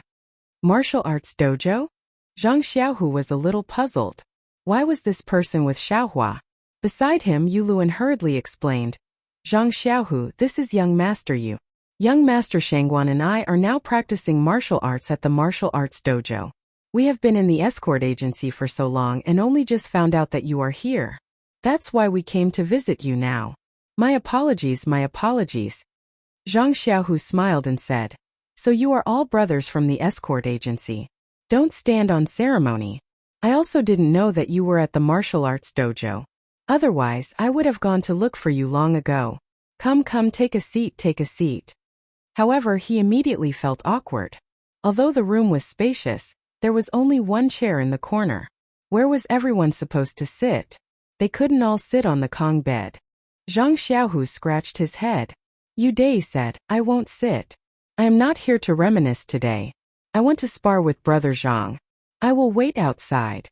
With that, he turned and walked out. Shangguan Yun and Yu Luan also cupped their hands and followed. Only Li Jinfeng, Zhang Xiaohua and Zhang Xiaohu were left behind. Zhang Xiaohua apologetically told Zhang Xiaohu what had happened. She then said, "Second brother, was it inappropriate for me to do this? I have made things difficult for you." Xiaohu patted Xiaohua's shoulder and said, "Xiaohua, you've grown up. You've done well. If I were you, I would do the same. Practicing martial arts is all about aura. Even if I lose, I can't lose my aura. I would definitely accept this kind of provocation. Moreover, I've been studying this fist technique for the past few days and have gained some insights. I was just about to find someone to test it on. Yu Dai came at the right time. Haha, let's go and see the fist technique of the martial arts dojo." With that, he took Zhang Xiaohua's hand and walked out of the room together. There was no sign of Yu Dai and the others outside the room. They must have gone to the martial arts arena. When the three of them arrived at the arena, there were already many people gathered there. It seemed that the news of Zhang Xiaohu and Yu Dai's match had spread. There were even more people coming here. Zhang Xiaohu and the others squeezed into the crowd and said, make way. If I don't go in, you will all be sunbathing here." When Zhang Xiaohu squeezed into the middle of the crowd, he was already sweating profusely. Zhang Xiaohua could not help but sigh. This martial art was at the end of the line. No matter how much you practiced, you could only fight against 100 people. Only by winning the hearts of people could you be considered a profound martial art. If you used the human wave tactic, even if you fought against 100 people or 1,000 people, you would still be defeated. Just look at second brother's sorry state after squeezing through the crowd.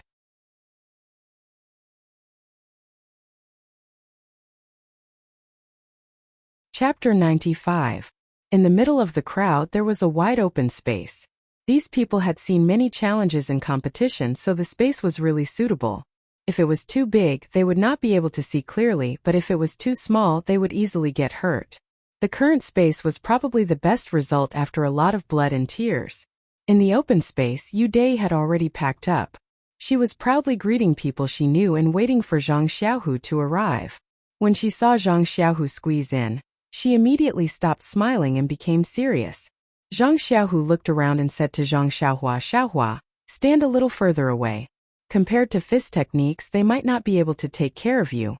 They might even accidentally hurt you." Zhang Xiaohua smiled and said, "Okay, second brother, I will stand with them." After she finished speaking, she pointed to Shangguan Yun and Yu Luan who were standing at the side. She pulled Li Jinfeng and stood with them. Yu Dai and Zhang Xiaohu looked at each other and cupped their fists at the same time, saying, "Please." Then, the two of them made the same starting pose at the same time.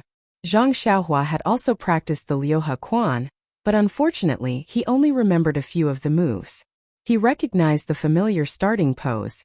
His heart skipped a beat. Could it be that Yu Dai wanted to use the Liuhe Quan to fight against Zhang Xiaohu's Liuhe Quan? When the two of them started fighting, Zhang Xiaohua knew that his guess was right.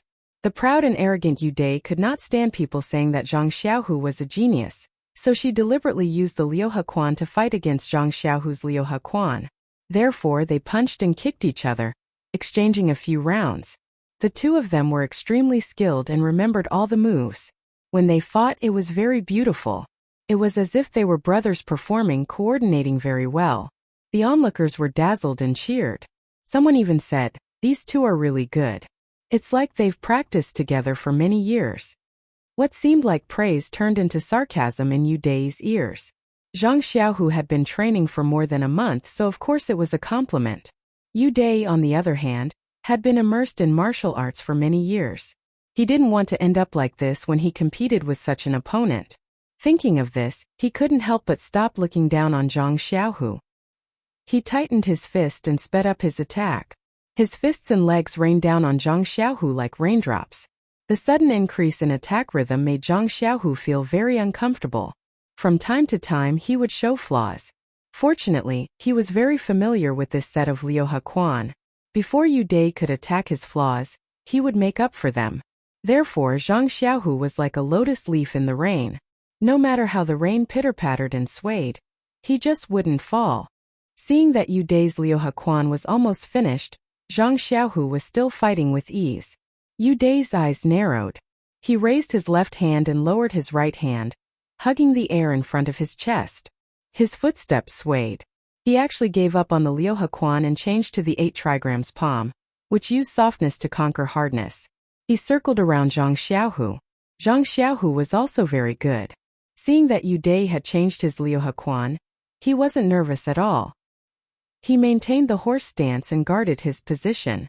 He continued to use the Liu Hequan, probing as he attacked, waiting for Yu Dai's flaws. Zhang Xiaohua hadn't learned the 8 trigrams palm before. Therefore, at the beginning she was quite worried for her second brother. However, when she saw that Zhang Xiaohu was coping with the changes by sticking to his position and guarding his position, she was half relieved. After a while, Zhang Xiaohu actually recovered. According to the situation, Zhang Xiaohua could both defend and attack. Zhang Xiaohua understood that her second brother probably couldn't do anything about this set of Liu Hequan. Therefore, she focused her attention on the 8 trigrams palm, wanting to take a closer look at the moves inside. Unfortunately, after looking at it for a long time, when Yu Dai was about to change his Liu Hequan, Zhang Xiaohua still couldn't remember any of the moves. He couldn't help but feel disheartened. It seemed that his aptitude wasn't ordinary. Fortunately, Yu Luan, who was beside him, didn't know what he was thinking. Otherwise, he would definitely mock him for being a country bumpkin. How could a Liu Hequan be so easy to learn? Otherwise, who would dare to hold a fist competition in the Jianghu? After the competition, the other side had secretly learned all of his unique skills. How could he survive in the Jianghu? Before Zhang Xiaohua's bad mood dissipated, Yu Dai had already changed his Liu Hequan several times, but they didn't pose any real threat to Zhang Xiaohu. Therefore, he rolled his eyes and came up with a plan. As he changed his moves, he revealed a flaw.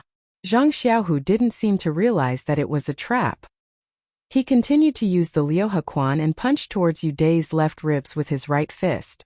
When Yu Dai saw that the fist was close to him, he was delighted. His left hand used the silk hand to catch Zhang Xiaohu's wrist, while his right hand seized the opportunity to grab Zhang Xiaohu's lapel. Seeing this, Zhang Xiaohua almost cried out. Wasn't this the 4 tails against 1,000 caddies that Nie Xiao Er had thrown at him that day? Zhang Xiaohua couldn't help but clench his fists. He was worried for his second brother. When Zhang Xiaohu saw that his wrist was caught, Yu Dai's right hand was going to grab his lapel. Of course, he couldn't let him succeed.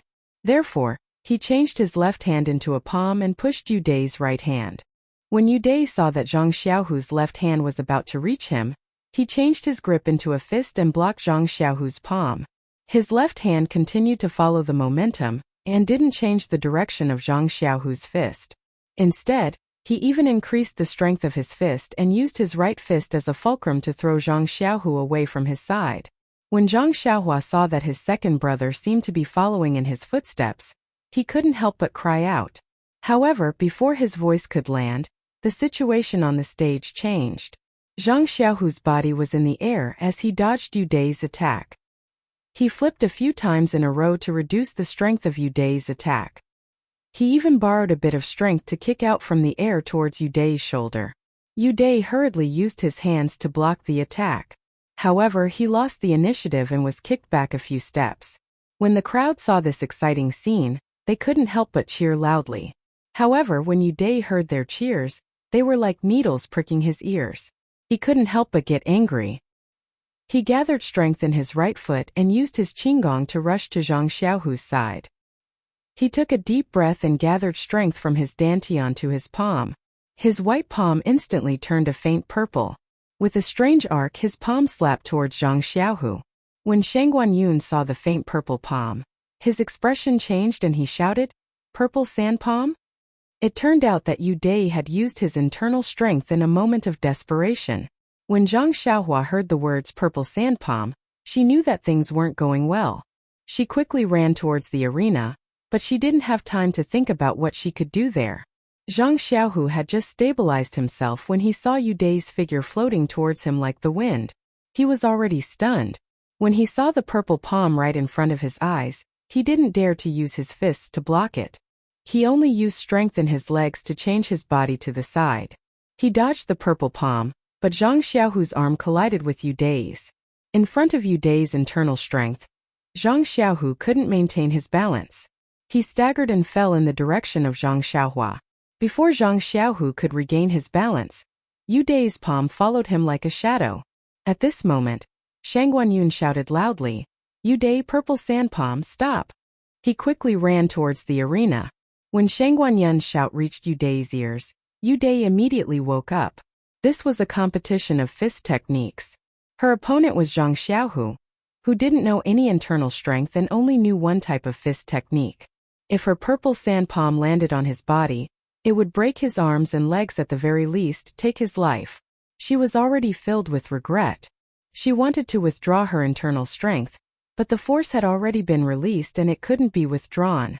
What should she do? Yu Dai's expression changed from complacency to anxiety. Zhang Xiaohu saw that the purple palm was about to land on his chest, but his fists were still in the process of being raised. No matter what, he wouldn't be able to block it in time. At this moment, his mind was exceptionally calm. He stared at the palm that was getting bigger and bigger, waiting for the moment of pain. However, suddenly, a small fist appeared in his field of vision. Yes, a small white fist pierced through the space below his right rib. In a flash, before the purple palm could land on his chest, the fist met it head-on. The purple palm and the white fist collided in an instant. Yu Dai originally thought that he was going to create a disaster. However, he didn't expect that at the last moment, there was a fist in front of him. He was overjoyed. When his palm hit the fist, he borrowed the force to withdraw 70% of his internal strength. Although such a large amount of reverse flow of internal strength could easily cause damage to the meridians, he couldn't care less at this moment. When the internal strength in his hand returned to his meridians, Yu Dai's heart was at ease. Just as he was about to slowly withdraw his internal strength, something strange happened. When the 30% of Yu Dai's internal strength hit the small fist, he heard a series of kacha-kacha sounds. Then there was a pitiful cry of "Aya." The sound was loud and clear. It must have been extremely painful.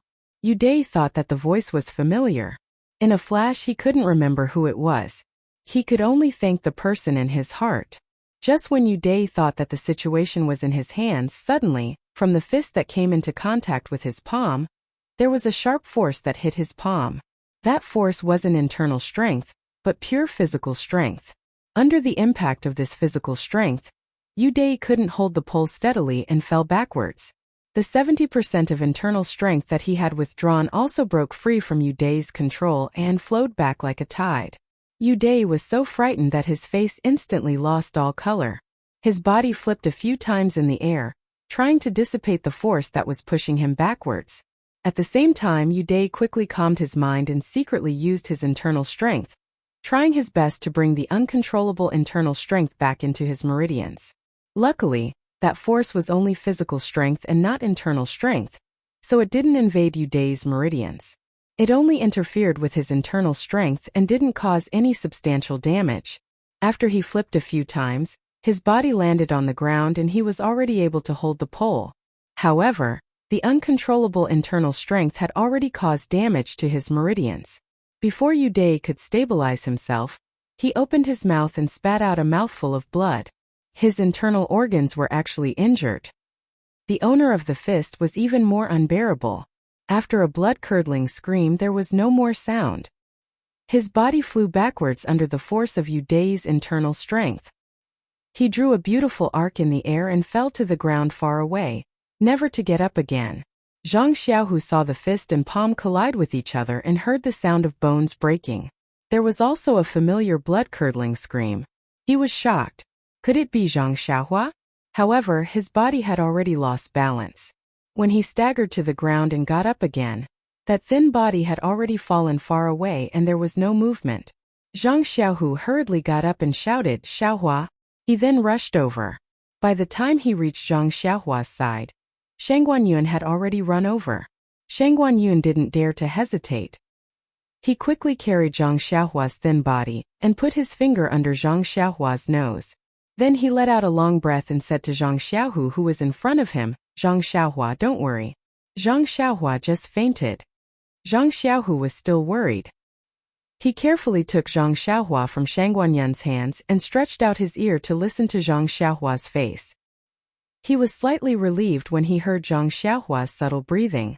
After all, as long as her life wasn't in danger, everything else was fine. However, when Zhang Xiaohu's eyes fell on Zhang Xiaohua's broken hand, he couldn't help but feel extremely distressed. Not only was her hand bloody, but it was also swollen. Her entire hand was like a steamed bun. Zhang Xiaohu was filled with hatred. He raised his head and stared at the initiator of all this. However, Zhang Xiaohu couldn't hate him right away. Yu Dai, who was walking towards them, was staggering. His face was pale gold and there was a trace of blood at the corner of his mouth.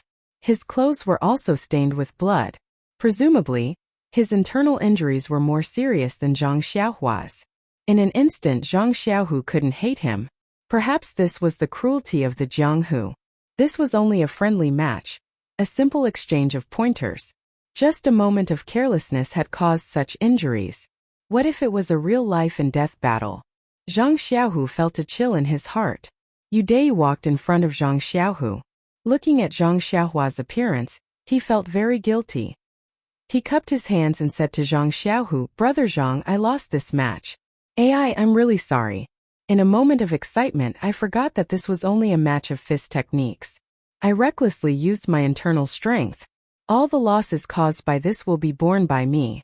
I will also be responsible for treating Xiaohua's injuries. You can rest assured." Zhang Xiaohu looked at this playboy who sincerely wanted to admit his mistake and didn't know whether to laugh or cry. He said, "Young master, let's not talk about winning or losing. Quickly find a doctor to treat Xiaohua's injuries. It seems that your injuries aren't light either. You should also hurry and treat them." On the side, Shang Guanyun said, "Two brothers, don't worry. Brother Xiaohua is injured and shouldn't move. Young master, you should also sit down first and don't move. I've already sent Yu Luan to the Shiwu dojo to find a doctor. He'll be here in a moment." At this time, the onlookers had seen what had happened and had already dispersed. There were still a few enthusiastic people on the side who wanted to see if there was anything they could do to help. The doctor hadn't arrived yet, but he heard a scolding, "Yu Dai, how did you get into trouble again? Did you injure Zhang Xiaohu this time?" When Yu Dai heard this, he was like a mouse that had seen a cat. He obediently stood up and honestly replied, "Grandpa Chu, you've come." His honest appearance was like a child that had just entered school and met a teacher. He didn't have his usual arrogance. Anyone who saw him would praise him for being a sensible child. Everyone looked over and saw that it was the third Master Chu of the Lotus Flower Escort Agency. Seeing his hurried and angry appearance, someone must have seen what had happened and hurried to report it. When the third Master Chu rushed over and saw Yu Dai's appearance, he couldn't help but frown, saying, "How did you get internal injuries? Didn't you say that you were going to compete with Zhang Xiaohu in fist techniques?" Then he looked at Zhang Xiaohu, who was behind Yu Dai, and said strangely, "Zhang Xiaohu isn't injured? What's going on?" Yu Dai hurriedly moved to the side and made way for Zhang Xiaohua, who was blocking behind him. He said embarrassedly, "Grandpa Chu, why don't you take a look at Zhang Xiaohua first?" When the third Master Chu saw Zhang Xiaohua's appearance, He couldn't help but fly into a rage. You Day! You actually dared to use the purple sand palm. Then he walked over and pushed Yu Day to the side. He reached out his hand to check Zhang Xiaohua's pulse and sent a wave of internal energy into Zhang Xiaohua's body, saying, moreover, you even hit such a small child. How can you be so vicious? How come I didn't see it before? Aren't you trying to take this child's life? Yu Day lowered his head deeply. After being scolded by the third Master Chu, his face regained some color. However, the third Master Chu's internal energy circulated around Zhang Xiaohua's body. Only then did his expression change slightly and he said to Zhang Xiaohu in a gentle voice, this child is fine. She just fainted and will wake up in a while. Then the third Master Chu took Zhang Xiaohua's injured hand and carefully pinched it. He looked at it and even sniffed it with his nose. Then he couldn't help but sigh and ask, Zhang Xiaohu, who is this child? Zhang Xiaohu said respectfully, Third Master Chu, this is my younger brother Zhang Xiaohua. He came with me when I joined the escort agency as a bodyguard a month ago. Didn't you see him during the test? When the third Master Chu heard this, he couldn't help but look at Zhang Xiaohua again. He sighed again and said, I remember now. Isn't he the little fellow who lifted the 500 gene stone weights that day? Didn't he follow Qiu Tong to Huanxi Manor? Why did he run back to the escort agency? Zhang Xiaohu said, Xiaohua is working at Huanxi Manor. Didn't he just leave the manor today and come to the escort agency to see me? This is his first time here and something like this happened. Oh right, Third Master Chu, how is my younger brother's injury? The third Master Chu said, Zhang Xiaohua's injury. Let's wait for the doctor to come and take a good look. However, Zhang Xiaohu, you have to be mentally prepared. I took a rough look just now. This, how should I put it, Zhang Xiaohua's hand is completely crippled. The bones in his right hand were completely shattered by Yu Day's internal energy. Even with heaven-defying elixirs, it would be difficult to regrow it perfectly. However, it's a good thing that Zhang Xiaohua doesn't practice martial arts. If his right hand is treated well, he may be able to move it and it won't affect his daily life. However, he can't do farm work. Yes, he can't do other heavy work either. Yu Day, come here. Yu Day lowered his head and walked over. The third Master Chu said, Yu Day, you know about Zhang Xiaohua's injury. There will be problems for the rest of his life. You have to compensate Zhang Xiaohua well. At least let him not have to work in the future so that he won't have to worry about food and clothing. Yu Day didn't dare to say no. He said repeatedly, Grandpa Chu, please don't worry. I promise to do this and let Zhang Xiaohua have nothing to worry about for the rest of his life.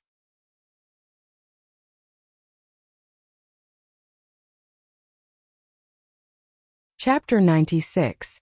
Zhang Xiaohu could only smile bitterly. Never have to worry about food and clothing for the rest of his life? That was easy for him to say. It was nothing more than giving him a sum of money. Even if he gave Zhang Xiaohua enough money to last him for the rest of his life, who could guarantee that Zhang Xiaohua would be able to rely on this sum of money for the rest of his life? If something happened to the money, would Zhang Xiaohua, who had lost his hand, be able to live a life of luxury?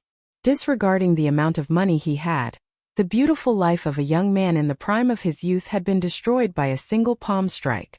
He could only rely on money to survive. Was a life without goals something Zhang Xiaohua wished for?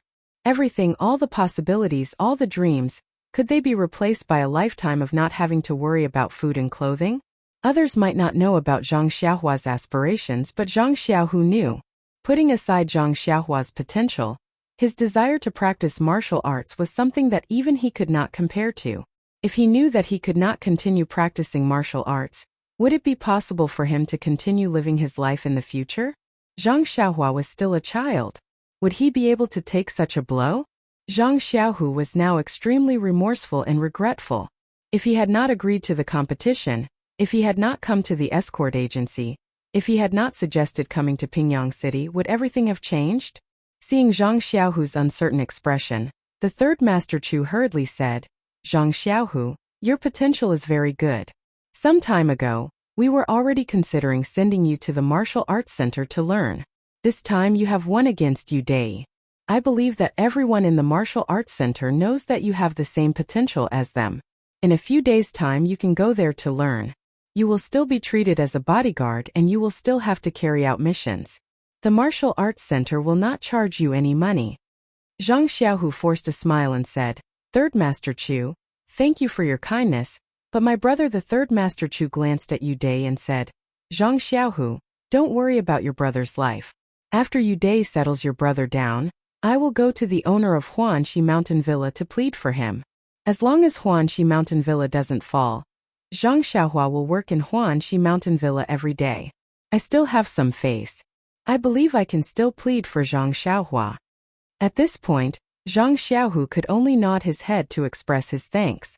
The Third Master Chu and Yu Dai both secretly heaved a sigh of relief. At this time the doctor from the martial arts center arrived.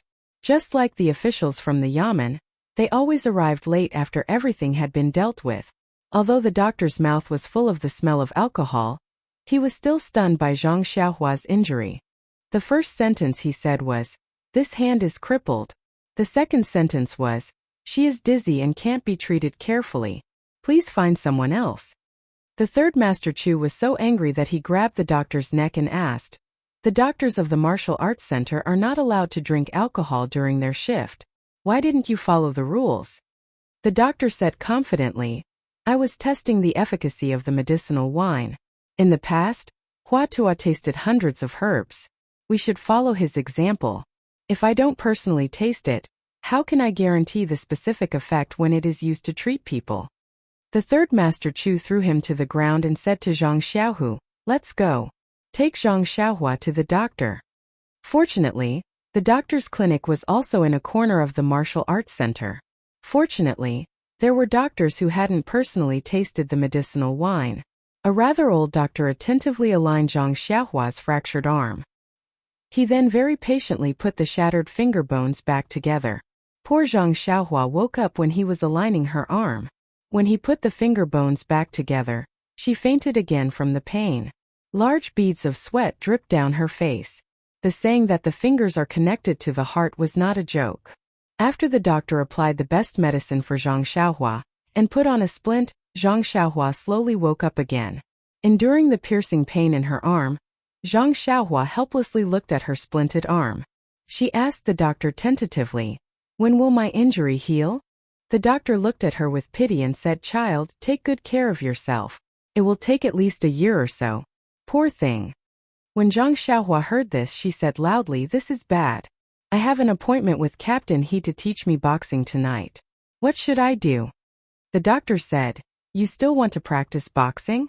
Your injury. Before the doctor could finish speaking, Zhang Xiaohu interrupted him and said, Xiaohua, your injury isn't too serious. Don't think about practicing boxing for now. Wait until your injury heals, then let Captain He teach you. If it really doesn't work, don't we have the Third Master Chu? He is a great expert in our martial arts center. Let him teach you. When Zhang Xiaohua heard this, she was overjoyed. She looked at the amiable old man next to her and said, Can you teach me boxing? Third Master Chu. Of course, the Third Master Chu readily agreed and said, No problem. Zhang Xiaohua, wait until your injury heals. I will definitely teach you well, and let you learn better than your brother. Zhang Xiaohua thanked him and then remembered, Second brother, now that I am injured, I can't work in the villa anymore. You should hurry and tell them not to kick me out. Also, second brother, this is my salary from last month. You see, I need money to heal my injury. I was thinking of giving this money to you or to give it to father and mother. As she said this, she struggled to use her left hand to take out the money from her bosom and handed it to Zhang Xiaohu. When the Third Master Chu saw this, he glared fiercely at Yu Dai and said, Zhang Xiaohua, your injury was caused by Yu Dai. Naturally, he will be responsible for paying for the medicine. You don't have to worry about this. In addition, I will immediately send someone to Huanxi Villa to tell them about your situation and help you apply for leave. You can rest assured and recuperate in the escort agency. Your brother is here and can take good care of you. What do you think? Zhang Xiaohua's grateful gaze and words of thanks made the Third Master Chu's heart ache. After he finished speaking, he waved his hand and left, muttering in his heart, this pitiful and adorable child. Seeing that the Third Master Chu had left, Yu Dai finally dared to speak. Zhang Xiaohua, I am really sorry. I was momentarily muddle-headed and shouldn't have used my internal energy. Don't worry, I will definitely compensate you until you are satisfied. Zhang Xiaohua looked at this hedonistic son and didn't know what to say. She had used her fist to catch his palm and ended up in this state. If his palm had hit her second brother's chest, what would have happened? Even if she didn't think with her feet, she knew that if that had happened, would he still want to use the money to compensate? Definitely he would still want to use the money. Zhang Xiaohua could almost guarantee it for him. Zhang Xiaohua looked at him helplessly and nodded with a smile. Yu Dai then left embarrassedly. Before he left he said, Zhang Xiaohua, don't worry and recuperate. I will ask the doctor to give you the best medicine. I guarantee that you will be able to walk as soon as possible. Shang Guanyun and Yu Luan comforted Zhang Xiaohua with a few words before following Yu Dai's back and leaving. Only Li Jinfeng was left in the room. The scholar looked at Zhang Xiaohua but didn't know how to comfort him. He only said, Xiaohua, you are a good child. Good people will be rewarded. You will get better soon. I will come to see you again tomorrow. After he finished speaking, he patted Zhang Xiaohua's head and left. When he reached the door he seemed to have remembered something and turned back to Zhang Xiaohu saying, Zhang Xiaohu, I came to the escort agency to apologize to you. Last time I promised you and Xiaohua at the carriage company that I would bring you to the escort agency. I actually forgot about it. I am very sorry, you must forgive me. If I had taken Xiaohua to another place today, perhaps this wouldn't have happened. After he finished speaking, he didn't wait for Zhang Xiaohu to reply and directly left the room. When Zhang Xiaohu heard this he finally remembered this grudge that he had long forgotten. He shook his head inwardly. If you could have taken Xiaohua to another place, then you would have really apologized to me. Zhang Xiaohua said at the side, second brother, I was the one who pulled young Master Li here. He also wanted to come and apologize to you because he saw me. This person is really strange. The moment I mentioned waiting for him at the carriage company, he wanted to apologize to me. He even wanted to apologize to you in person. Now he can sleep at night. When Zhang Xiaohu heard this he felt a different kind of feeling. Why was there such a huge difference between people? Thinking about Li Jinfeng and then thinking about Yu Dai, Shang Guanyun and Yu Luan, they were all really different. The two of them were unfamiliar with Pingyang City. Although it wasn't difficult for them to move around, the current situation made them very hesitant. Should he tell his father and mother in the faraway Guozhuang house about Xiaohua's injury? Or should he send Xiaohua home to recuperate? However, he quickly made a decision. Since he had already left the house, he should decide his own fate. If he told his family about Xiaohua's injury, not to mention whether he could continue to stay in Pingyang City, even if they knew, what help could they give him? It would only make them sad and worried. When eldest brother was injured last year, he was treated by the village's veterinarian, Lao Gua. Thinking about Lao Gua's title as a veterinarian, Zhang Xiaohu was sweating in his heart. He was determined not to send Xiaohua home. After making up his mind, Zhang Xiaohu also wanted to hear Zhang Xiaohua's opinion. So he told him. Zhang Xiaohua's opinion was unusually consistent with Zhang Xiaohu's. She shook her little head like a rattle and refused to go home. At this moment the old doctor entered the house. He looked at Zhang Xiaohua's appearance and took his pulse. He said to Zhang Xiaohu, your brother's injury is very serious. Although there is no bleeding, the heart-wrenching pain is not something an ordinary person can endure. He has already fainted twice just now. Look at his pale face, he should be tired. Bring him back to rest first. Be careful not to touch his arm and fingers. I have already done my best. Also, the third Master Chu has already said that you don't have to worry about the medical fees. I will use the best herbs for your brother. Actually, there is no need to use any good herbs. Broken bones are just a matter of nourishment. I have already used tiger bone in the ointment I applied just now. This is the best herb for bone injuries in our escort agency. Later, I will prescribe some calming and nourishing herbs for you, and get the servants to send them to you. Then he stroked Zhang Xiaohua's head, sighed softly and turned to leave. Zhang Xiaohu looked at his brother. Sure enough, his face was covered in sweat and his face was pale. His eyes were also filled with fatigue. His heart ached for his brother, and he secretly blamed himself for being careless. At this moment, his parents were not around and he was the elder brother, is like a father. How could he not have noticed his brother's condition? Hence Zhang Xiaohu hurriedly and carefully carried Zhang Xiaohua from the Kong bed, preparing to move him into his small house. Although Zhang Xiaohu was already very careful, he was a man after all and had no experience in serving others. He touched Zhang Xiaohua's injury twice in a row. The first time Zhang Xiaohua didn't notice it and cried out in pain. The second time he was aroused, but he gritted his teeth and endured it. His sweat still fell like raindrops. Zhang Xiaohu's heart ached for him and he became even more careful. Fortunately, he walked slowly and didn't touch Zhang Xiaohua's injury again. Only then did Zhang Xiaohu feel slightly relieved. Zhang Xiaohu's small house was very spacious. It was originally meant for 2 people to live in.